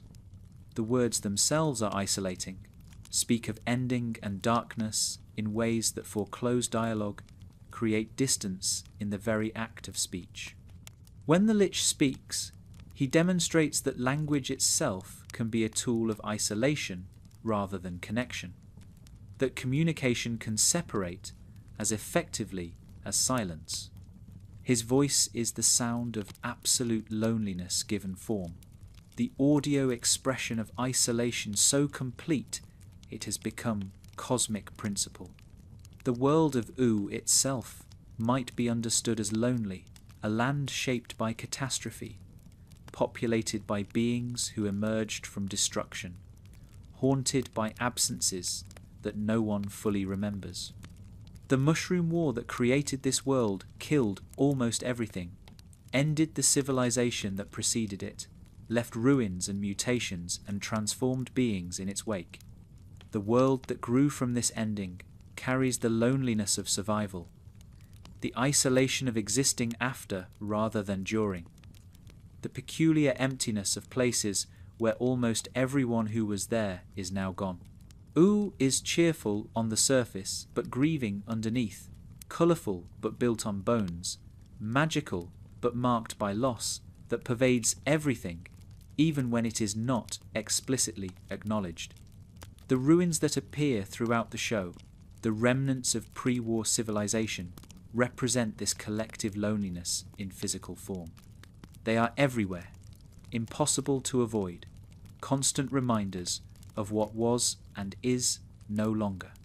The characters move through these ruins casually, have integrated them into their landscape, do not seem to consciously register them as evidence of catastrophe.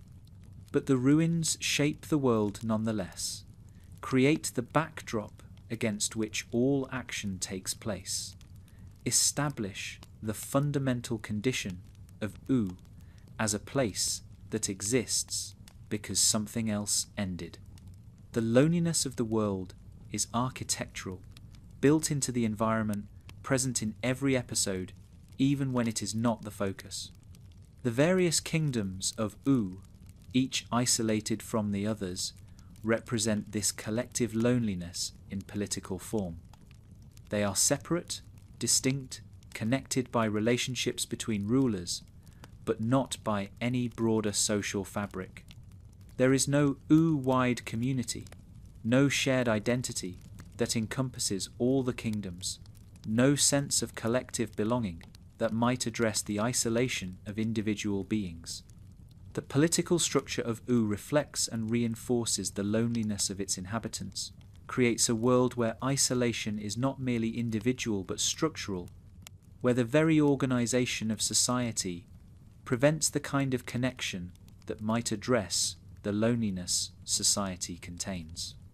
The history that no one fully remembers, the past that has been lost to apocalypse and time, creates a collective loneliness of disconnection from origins. The beings of U do not know where they came from, do not understand the world that preceded them, cannot connect their present existence to a past that would give it context. This disconnection from history is a form of loneliness that operates at the level of civilization rather than individual. The isolation of a culture that has lost its roots, the emptiness of a present that cannot understand its relationship to the past. The characters are lonely individually, and the world they inhabit is lonely collectively, shaped by losses too large to process and too pervasive to escape. The magic that pervades U, that makes the world wonderful and strange, is itself a product of the loneliness the Mushroom War created. It emerged from destruction, grew from mutation, represents transformation that occurred because something terrible happened. The magic is beautiful, but its beauty is rooted in catastrophe. Wonderful, but its wonder emerged from ending. Powerful, but its power is the power of survival rather than flourishing. Even the most delightful aspects of U carry traces of the loneliness that created them, contain within their wonder the grief that wonder emerged from. The world is magical, and the magic is lonely. The creatures of U, the strange beings that populate the land, are each products of this collective loneliness, each carrying in their form the transformation that catastrophe created. The Candy people emerged from mutation, the fire elementals from transformation, the various kingdoms and their populations from the reorganization of reality that followed the war. None of them chose their forms, none of them existed before the catastrophe. All of them are what they are because something terrible happened that made them possible. Their existence is rooted in loss even when they do not know it. They're being shaped by absence even when they experience presence. The relationships between kingdoms, the alliances and conflicts that structure Uwu's politics, operate within this context of collective loneliness. Connections forged between isolated populations. Relationships built between beings who share the condition of existing after catastrophe. These relationships matter, provide structure and meaning to existence in U, create the social fabric that individual beings inhabit. But they are relationships between the lonely connections that address isolation without eliminating it, bonds that matter precisely because the beings who form them are otherwise alone. The politics of OO is the politics of survivors, trying to build connection in a world shaped by loss. The land itself carries memories that its inhabitants have largely forgotten, holds within its geography the traces of what was lost.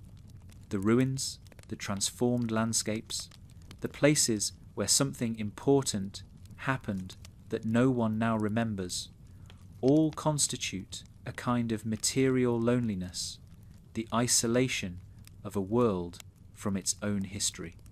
The beings of OO walk through this forgetful landscape without recognizing most of what they pass, live amid evidence of catastrophe they do not consciously register, exist in a world that is lonely, not just in who inhabits it, but in what it is. The loneliness is environmental, built into the terrain, present even when no conscious being experiences it. The mushroom war that created all of this exists in the show as absence and implication, rather than direct depiction, present through its effects rather than through scenes of the event itself. This narrative choice reflects how collective trauma actually operates, how catastrophic events shape what follows without being fully remembered or understood. The beings of OO are shaped by something they did not experience, isolated by something they do not know, lonely because of events that happened before most of them existed. Their loneliness is inherited, passed down from the catastrophe that created their world, present in their lives as consequence of causes they cannot fully trace. The Ice Kingdom, frozen and isolated, represents one version of post-apocalyptic loneliness, a space of preservation and stasis where time seems suspended. The Fire Kingdom represents another, dynamic and dangerous, isolation created by the impossibility of touch.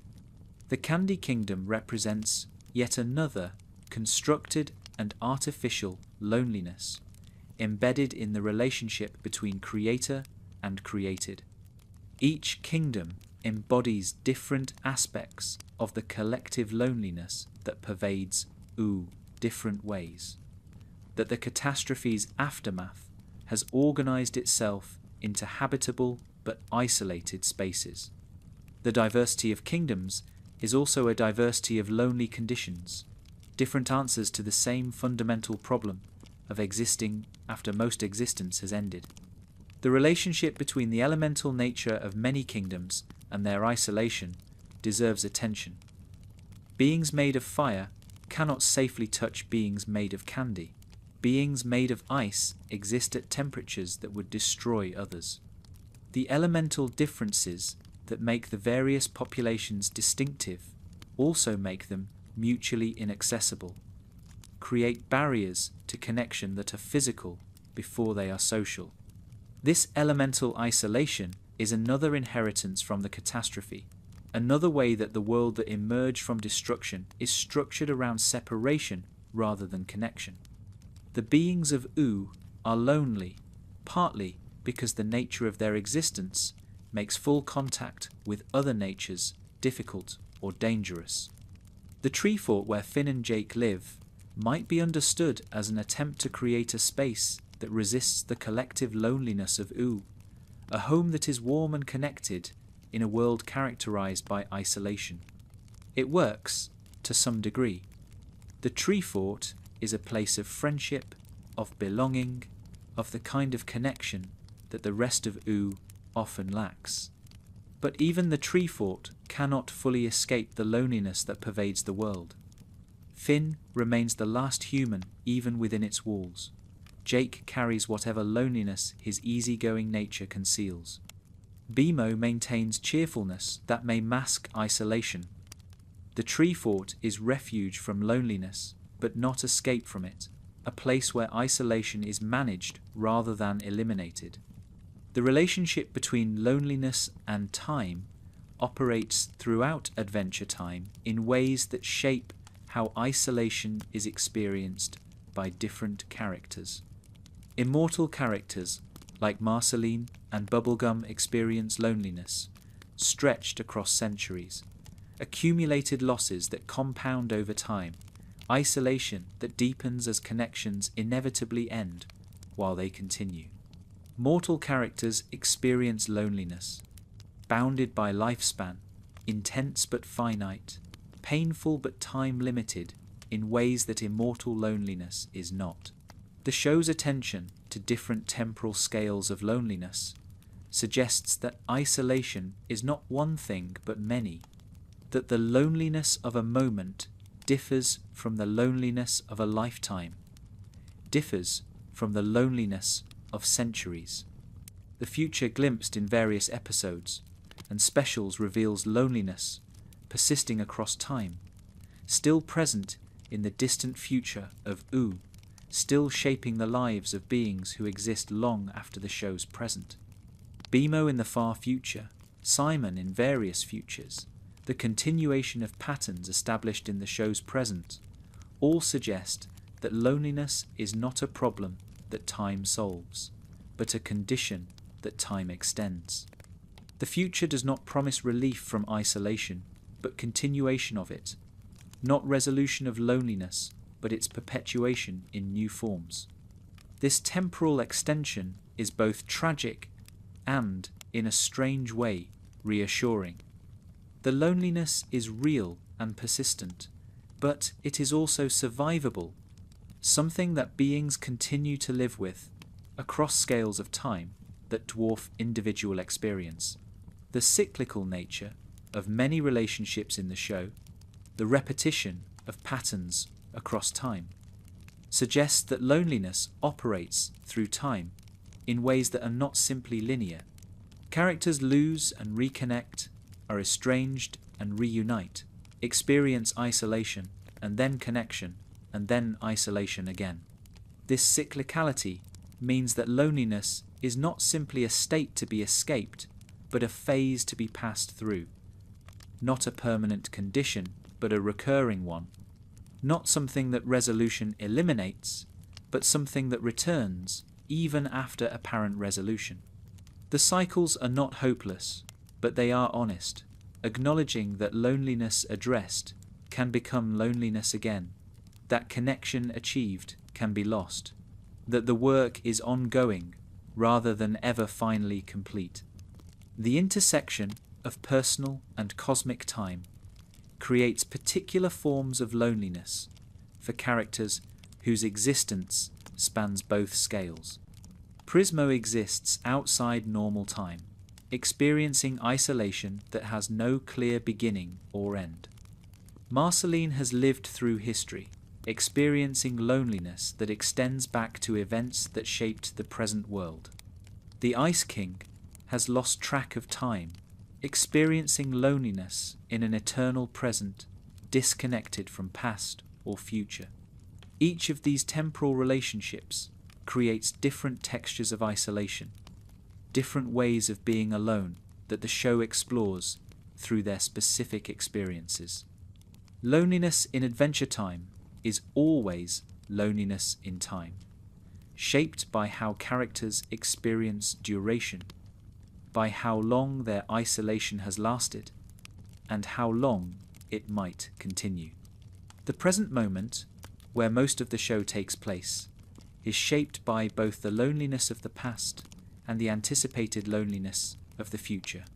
Characters carry what has been lost and anticipate what will be lost, experience the present through frames created by past isolation and future isolation to come. This temporal shaping of present experience means that loneliness is never simply about current circumstances, but always about how current circumstances relate to what came before and what will come after. The characters are lonely now, were lonely before, and will be lonely again, and this continuity across time is part of what makes their loneliness so profound and so difficult to address. The memory and forgetting that structure temporal experience in OO shape how loneliness is carried across time. Some characters remember too much, carry centuries of accumulated loss, cannot escape the weight of what they have experienced. Other characters remember too little, have lost connection to their pasts, are isolated from their own histories. The Ice King has forgotten everything, experiences loneliness without knowing why. Marceline remembers everything, experiences loneliness with full knowledge of its causes. Both forms of remembering create isolation, but they create different kinds of isolation, different textures of loneliness, shaped by different relationships to the past. The anticipation of future loss, particularly for immortal characters, creates what might be called preemptive loneliness, isolation, that exists now because of loss that has not yet occurred but inevitably will. Marceline knows Bubblegum will eventually die or transform or cease to exist in her current form. This knowledge shapes their relationship now, creates distance that is not about present circumstances, but about future ones, makes connection tentative, because connection will eventually end. Preemptive loneliness is the shadow of future loss, falling across present happiness, the way foreknowledge of ending shapes experience of what has not yet ended.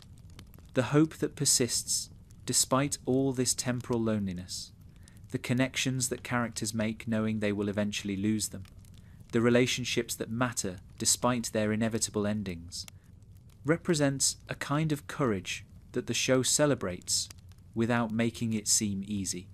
The characters choose connection knowing it will produce loss, choose relationship knowing it will produce loneliness, choose presence knowing it will produce absence.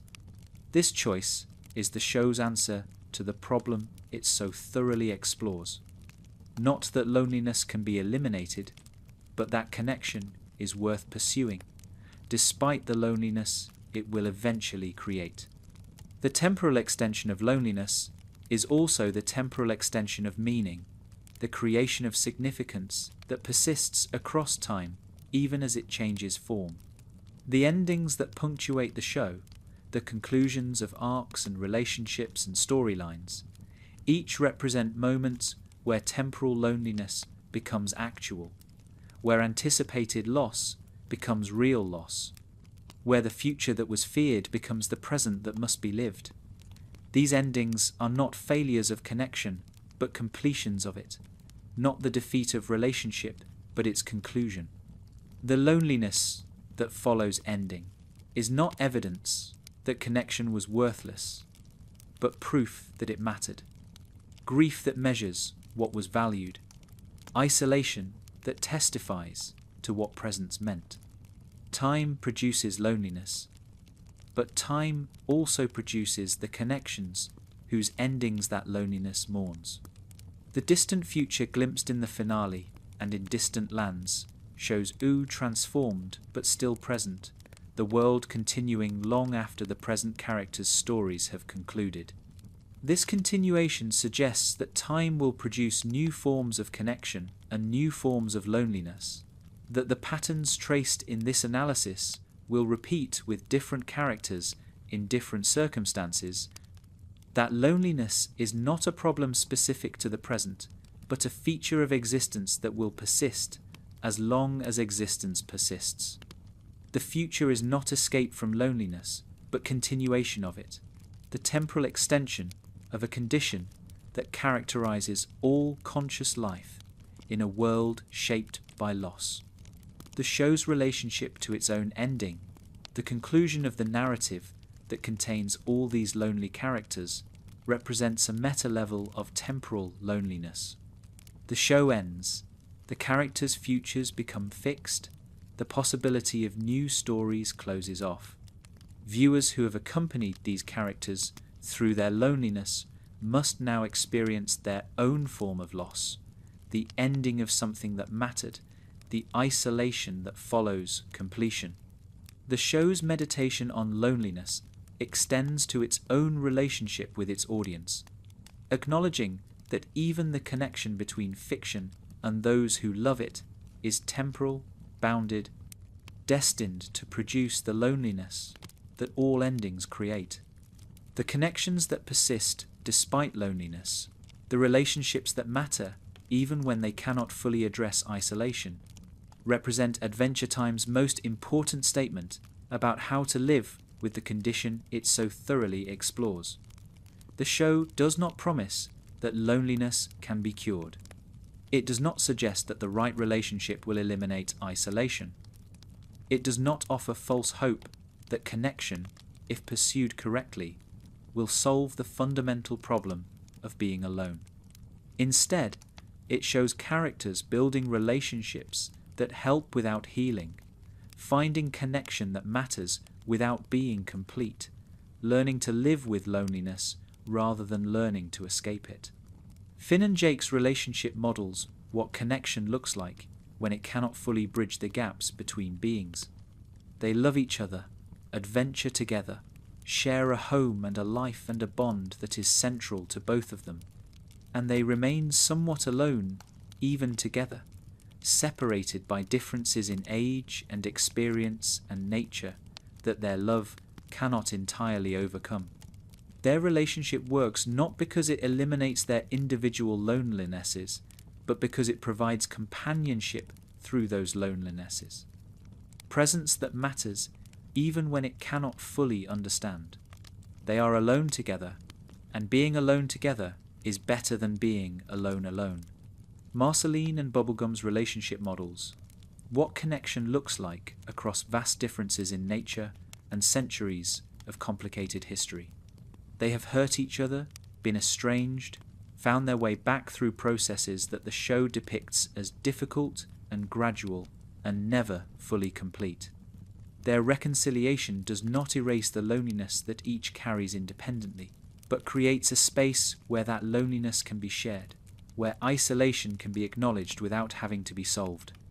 They love each other, knowing they cannot fully understand each other, choose connection, knowing it will not eliminate their separate solitudes. The found family that forms around the tree fort, the loose community of beings who care about each other, despite their differences, represents connection at a broader scale than individual relationships. This community includes Finn and Jake and Bimo, includes the princesses and friends who visit, includes even the Ice King in his better moments.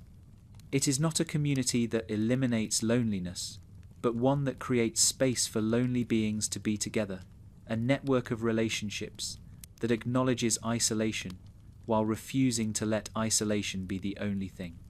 The community works because it does not demand that loneliness be cured as the price of belonging.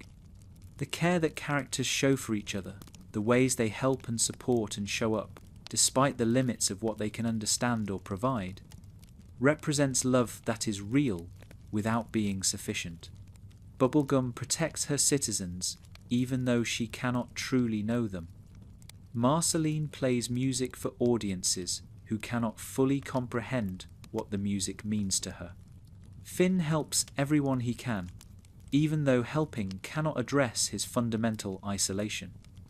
This care is not diminished by its insufficiency. It matters precisely because it is offered, despite the limits, because it represents the choice to connect even when connection cannot fully succeed. The moments of genuine understanding that do occur, rare and precious and often fleeting, shine brighter against the background of pervasive loneliness. When one character truly sees another, when communication actually bridges the gap, when isolation temporarily dissolves into genuine connection, these moments register as extraordinary because they are extraordinary. The show earns its moments of connection by establishing how difficult connection is, makes intimacy meaningful by demonstrating how often it fails. The loneliness creates the context that makes the connections precious, establishes the difficulty that makes success worth celebrating.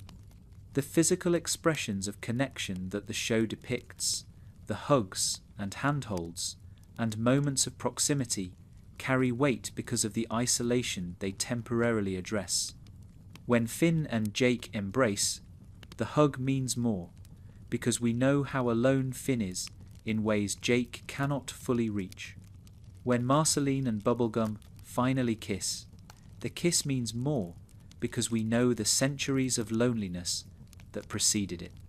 Physical closeness becomes a language for emotional connection, bodies bridging gaps that words cannot cross, presence communicating what explanation fails to convey. The show uses physicality to show connection happening even when it cannot be fully articulated.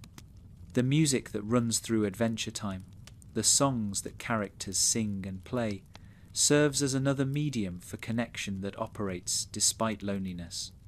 Music communicates feelings that words cannot capture, creates shared experience between performer and audience, builds bridges of emotion across gaps of understanding.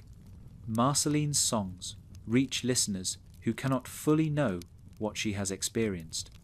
The songs in the show reach viewers who cannot fully enter the world they depict. Music models a form of connection that works precisely because it does not require complete understanding, that creates intimacy through feeling rather than through explanation. The adventures that drive the show's plots create opportunities for connection through shared action, relationships built by doing things together rather than by knowing each other fully. Finn and Jake bond through adventure as much as through conversation. The broader community that forms around the tree fort coheres through the crises it faces together, the problems it solves collectively, the challenges it meets as a group. This action-based connection suggests that relationship does not require complete understanding, that beings can be deeply bonded through what they do together even when they cannot fully explain themselves to each other. Shared action creates the connection that explanation cannot. The loyalty that characters show each other, the willingness to help, even when the helping is difficult or costly, represents care that transcends the limits of understanding. Characters help each other without fully knowing what the help means, offer support without comprehending the full nature of what is being supported. This loyalty is not diminished by its incompleteness. It is love in action, care expressed through deed rather than word, connection that works not because it overcomes loneliness, but because it refuses to let loneliness be the final word. The characters are loyal to each other despite not fully knowing each other, and this loyalty is itself a form of connection. The acceptance that characters learn to offer each other, the ability to be present with someone without needing to fix them, represents a mature response to loneliness that the show gradually develops. Early in the series, characters often try to solve each other's problems, to provide answers that will address what others are experiencing. Later, they learn that sometimes presence without solution is what matters, that being with someone in their loneliness is more valuable than trying to eliminate it. This shift from fixing to accompanying models what connection actually looks like when it cannot cure what it addresses. The vulnerability that characters gradually learn to show, the willingness to be seen in their isolation rather than hiding it, opens space for connection that concealment prevents. Marceline hiding her past prevents others from knowing her. Bubblegum maintaining strength at all costs prevents genuine intimacy. When characters finally show their loneliness to each other, allow others to see what they carry, something changes that hiding could not accomplish. The loneliness remains, but it is shared, present but witnessed, still isolating, but no longer secret. Vulnerability does not cure loneliness, but transforms the experience of it. The wisdom Adventure Time offers about loneliness is not that it can be overcome, but that it can be lived with. Not that connection solves isolation, but that connection makes isolation bearable. This is a more honest message than most entertainment provides, more realistic about what relationships can and cannot accomplish, more helpful for viewers who have discovered through experience that loneliness persists even when you are not alone. The show meets its audience where they actually are, rather than where fantasy suggests they should be, acknowledges the loneliness they likely carry, rather than pretending that loneliness is a problem only for those who have failed to find friends. The particular form of loneliness each character experiences provides different angles on the general problem, different textures of isolation that illuminate what loneliness actually involves. Finn's species loneliness, Marceline's immortal loneliness, Bubblegum's hierarchical loneliness, Ice King's confused loneliness, Bemo's existential loneliness, Jake's possible hidden loneliness, Lumpy Space Princess's performed loneliness, Prismo's cosmic loneliness, the Lich's absolute loneliness, the collective loneliness of Oo itself. These variations show that loneliness is not one thing but many, that isolation takes different forms depending on who is experiencing it, that the general condition manifests differently for different beings. This diversity of loneliness helps viewers locate their own experiences within the show's exploration, find reflections of their particular isolation in one character or another. The coping strategies characters develop, from Marceline's music to Bemo's imagination, to Jake's deflection, to Lumpy Space Princess's performance, provide models for how loneliness can be managed, even when it cannot be eliminated. These strategies are not presented as solutions, but as adaptations, ways of living with something that does not go away, methods for making isolation bearable rather than making it disappear. Viewers can learn from these strategies not as instructions for curing loneliness, but as examples of how lonely beings can still function, still find meaning, still create lives worth living, despite carrying isolation that nothing addresses. The refusal to provide easy answers, to suggest that loneliness is simply a problem to be solved by the right insight or the right relationship, represents respect for the audience's intelligence and experience. Viewers who are lonely know that loneliness is not easily fixed, have likely tried the obvious solutions and found them insufficient, understand from their own lives that isolation persists despite connection. Adventure Time honors this knowledge rather than condescending to it, treats loneliness as the serious condition it is rather than as a narrative problem to be resolved by the third act.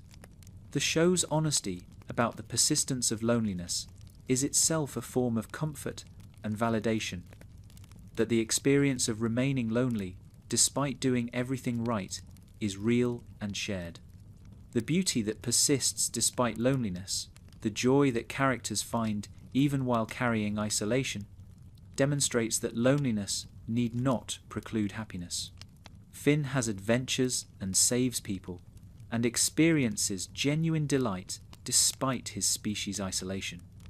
Marceline makes music and falls in love and lives a life rich with meaning despite her immortal loneliness.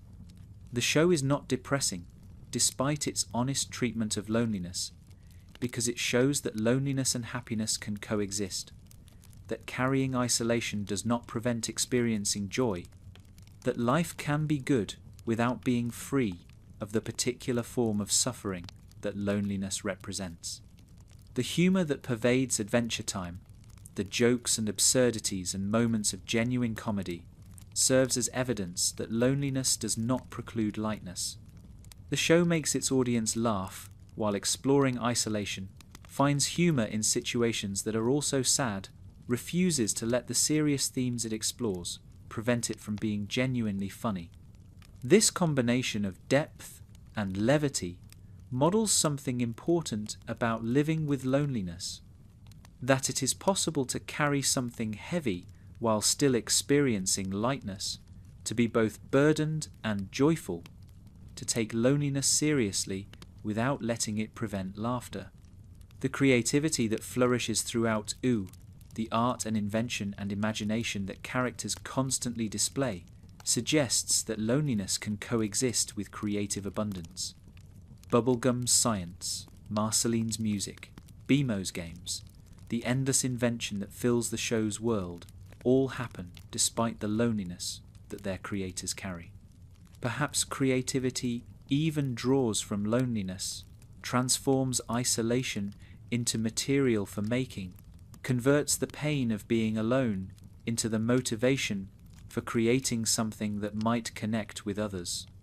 The show is full of makers, and the making continues regardless of the maker's isolation. The growth that characters experience across the series, the ways they change and mature and become more themselves over time, demonstrates that loneliness does not preclude development. Finn grows from child to young adult, learning and changing and becoming someone different from who he was. Marceline slowly opens to vulnerability, transforms her relationship to her own past, becomes capable of connections she once defended against. Even the Ice King's story includes growth, transformation, eventual change into something new. Loneliness does not freeze characters in place, but accompanies them as they change, persists through transformation, remains present, even as its carriers become different versions of themselves. The meaning that characters find in their activities, the purposes that organize their lives, exists independently of whether loneliness is resolved. Finn finds meaning in heroism and helping others. Bubblegum finds meaning in ruling and creating and protecting. Marceline finds meaning in music and relationship. These meanings are not compensations for loneliness, not substitutes for the connection they cannot find, but genuine sources of purpose that coexist with isolation. The show suggests that meaning and loneliness are compatible, that purpose persists despite being alone, that a life can be meaningful even when it carries isolation that nothing addresses. The resilience that characters demonstrate, the ability to continue despite carrying something heavy, models what living with loneliness actually requires. They do not overcome their isolation through strength of will. They learn to function while lonely, to build lives that work despite what they carry, to keep going when going is difficult. This resilience is not denial of loneliness, but accommodation to it. Not pretending isolation does not exist, but learning to exist while isolated. The characters are resilient, not because they are strong enough to defeat loneliness, but because they have learned that loneliness need not be defeated to be survivable. The choice to remain engaged with life, to continue adventuring and creating and connecting despite the loneliness that persists through all of it, represents a kind of courage that the show celebrates, without making it seem easy. The characters could withdraw, could let their loneliness become excuse for disengagement, could use their isolation as reason to stop trying. They do not. They continue, keep showing up, maintain their efforts at connection despite repeated evidence that connection will not solve their fundamental condition. This persistence is not naivety, but determination, not failure to understand, but refusal to quit despite understanding. The moments of genuine happiness that punctuate the series, the scenes of pure joy that the animation renders in bright colours and dynamic movement, demonstrate that loneliness does not preclude such moments. Characters experience real happiness, genuine delight, authentic joy that exists fully in the present, regardless of what past or future loneliness accompanies it. These moments do not solve loneliness, but they coexist with it, create a life that includes both isolation and happiness. Demonstrate that the presence of one does not eliminate the possibility of the other.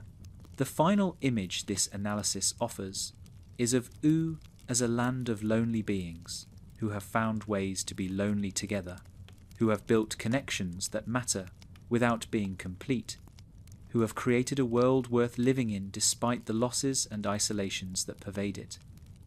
This image is neither hopeless nor falsely optimistic. It acknowledges what is difficult while showing what is possible, depicts the persistence of loneliness while celebrating the persistence of connection despite it.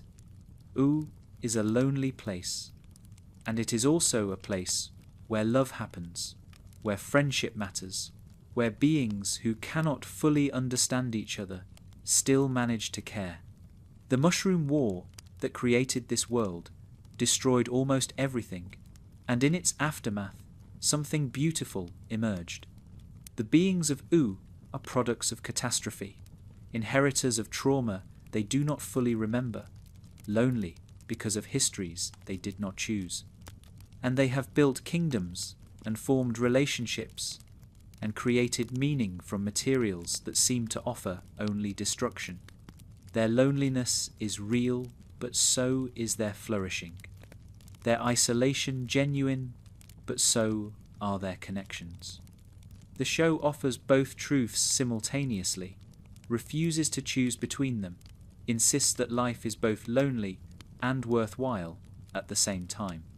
The characters we have followed through this analysis, each carrying their particular form of isolation, continue their lives beyond what we see, persisting in a world that does not get easier but that remains worth inhabiting. Finn grows older, remains the last human in meaningful ways, carries his species' loneliness while building a life that matters. Marceline continues across centuries, will outlive everyone she currently loves, maintains connection despite the certainty of loss. Bubblegum rules and creates and struggles to connect as an equal, carries her hierarchical loneliness while learning slowly to let others in. The Ice King's story resolves into Simon's story, which carries its own loneliness.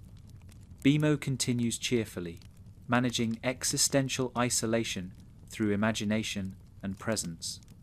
Each carries on, lonely and alive, isolated and still connected enough to make continuance meaningful. The viewer who recognizes their own loneliness in these characters is not alone in their recognition.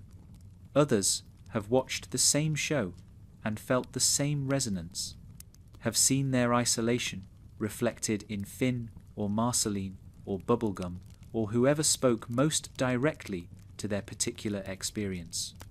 This shared recognition is itself a form of connection, the community created by fiction that speaks to common experience, the bond between those who have found in Adventure Time an acknowledgement of what they carry. The show creates connection in the act of depicting isolation, builds community through its honest treatment of what separates beings from each other. The loneliness does not go away. The characters remain isolated in their various ways. The world remains shaped by loss that cannot be fully recovered from. And life continues anyway, full of meaning that loneliness cannot eliminate, rich with connection that loneliness cannot prevent, worth living despite the isolation that persists through all its joys. This is what Adventure Time offers. Not escape from loneliness, but companionship within it. Not cure, but solidarity. Not the false promise that isolation ends, but the true comfort that it can be borne. The land of U stretches into distances. The show only partially explores, contains beings and stories and forms of loneliness we never fully see.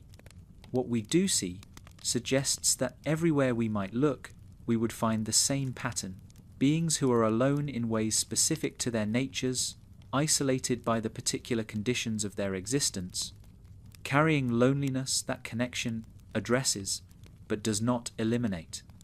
This universal condition, this pervasive isolation, is not cause for despair, but for recognition, not tragedy, but truth, not ending, but the context within which all beginnings and middles and endings occur.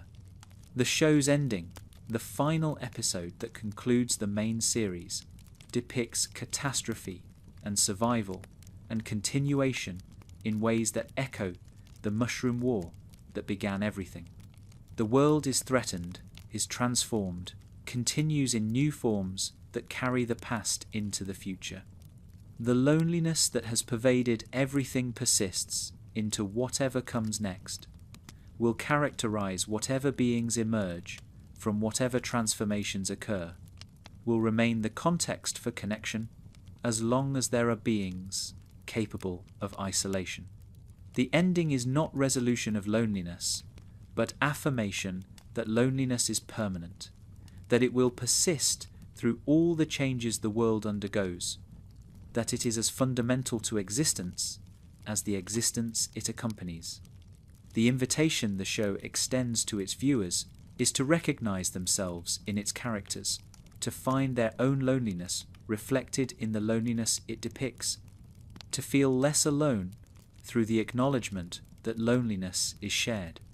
This paradox, that acknowledgement of loneliness creates connection, that depicting isolation builds community, is at the heart of what Adventure Time accomplishes. By honestly showing how alone its characters are, it creates a space where viewers' own loneliness can be seen and validated. By refusing to cure the isolation it depicts, it offers more genuine comfort than false solutions would provide. The continuing relevance of the show, years after its original run ended, suggests that its treatment of loneliness speaks to something persistent in human experience, something that does not change as trends and preferences shift. Viewers continue to find themselves in Finn and Marceline and Bubblegum, continue to recognize their isolation in the show's exploration, continue to feel the comfort that honest acknowledgement of loneliness can provide.